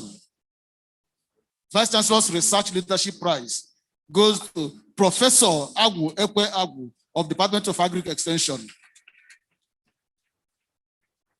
The Vice-Chancellor's Postgraduate Prizes, first prize, Umar Edwin Albert of Department of Engineering, Department of Electrical Engineering.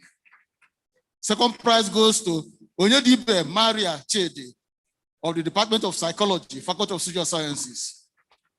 The third prize goes to Obitube Kelvin Francis Olisemeka of Department of Linguistics, Igbo and other Nigerian languages, Faculty of Arts. The faculty and Vice-Chancellor's faculty prizes. 1, Obitube Kelvin Francis of Faculty of Arts with 79.5%. 2, Okwo Henry Uchenna of Business Administration with score of 75%. Ogbonnaya Kinsley Asogwa, Faculty of Education, Adult Education with score of 75%. Ali Christian Chinedu of Vocational Teacher Education, Agric Education with a score of 70%. 5, Umar Edwin Albert, Faculty of Engineering, Department of Electronic Engineering with a score of 91.5%. 6, Isa Abdul Miminu, Pharmaceutical Science, Clinical Pharmacy with a score of 78%. Chima Yukeria Ezinwanne, Physical Sciences, Mathematics with a score of 71.5%. Onyedibe Maria Chede, Social Sciences, Department of Psychology with a score of 80%. Number 9, Mbebu Edmond of Veterinary Medicine, Vet Pathology and Pharmacology with a score of 77.5%.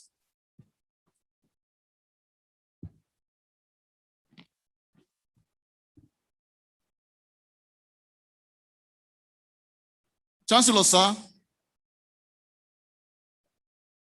distinguished ladies and gentlemen, it is my honor and privilege to respectfully invite the National President, University of Nigeria, Alumni Association, Saben Okoronkwo, to lead the induction of graduates into the University of Nigeria Alumni Association. Saben Okoronkwo.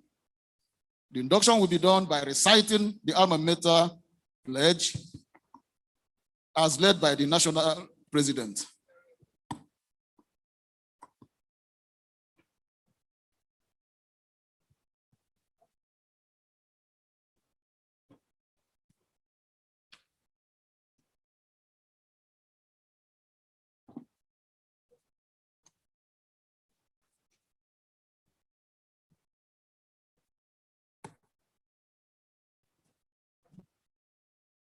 the visitor to the university, ably, ebulliently, and competently represented by the Minister of State for Education, Honorable Barrister Chukwuemeka Nwachuba, the Chancellor, George Jajatu Oni of Ife. I want to stand on other existing protocols. You are not surprised why we are coming at this point. This is our maternal home. We wouldn't have come earlier than this time. So bear with us.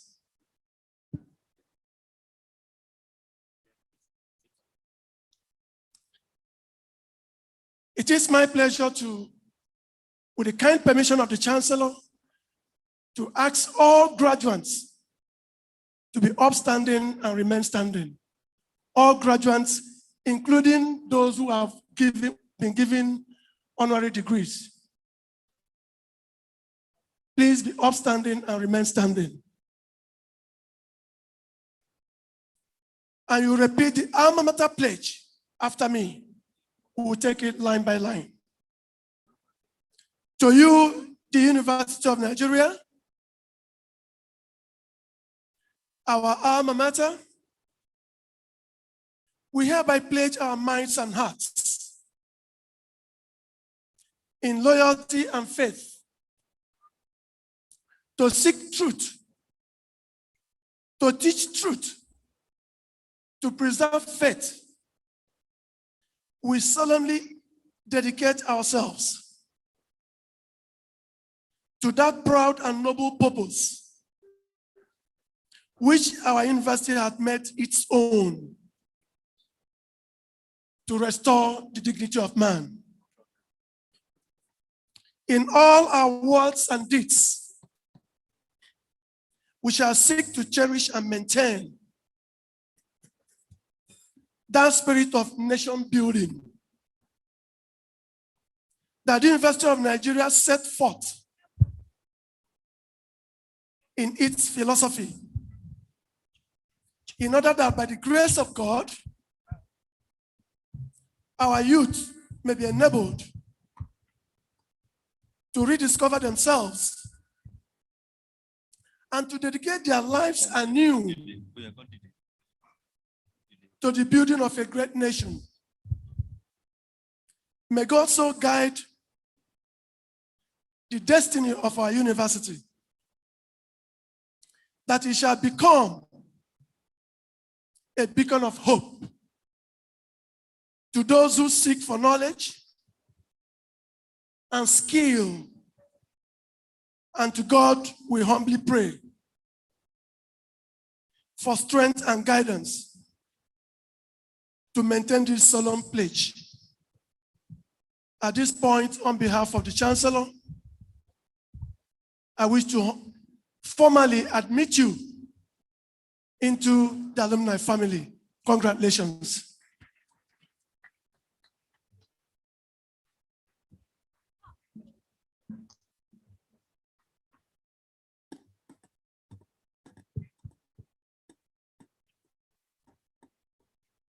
Your Excellency, Honorable Chancellor, may I invite the graduates, accompanied by the Department of Music Band, to sing the farewell song, Farewell to Alma Mater.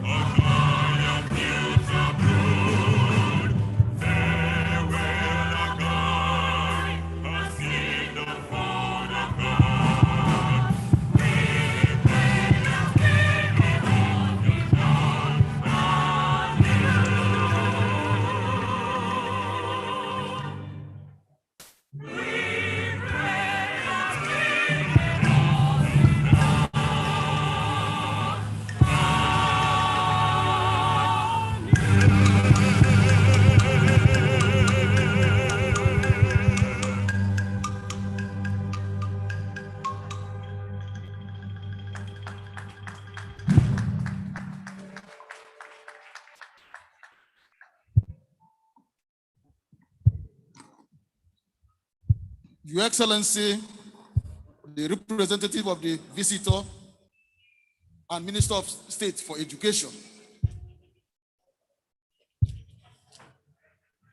Your Imperial Majesty, the Chancellor of the University, my Lords spiritual and temporal, Your Highnesses, distinguished ladies and gentlemen, lions and lionesses, we are full of gratitude that you are able to attend this momentous event and stayed till the end. We are particularly indebted to our father, the Awardee of Ife, and the Honorable Minister who have been here since morning, despite numerous engagements. We congratulate the graduates and the honorary awardees and extend our courtesies to visiting vice-chancellors and wish all of you journey mercies to your respective destinations. We thank you very much indeed, and may God bless you as you retire.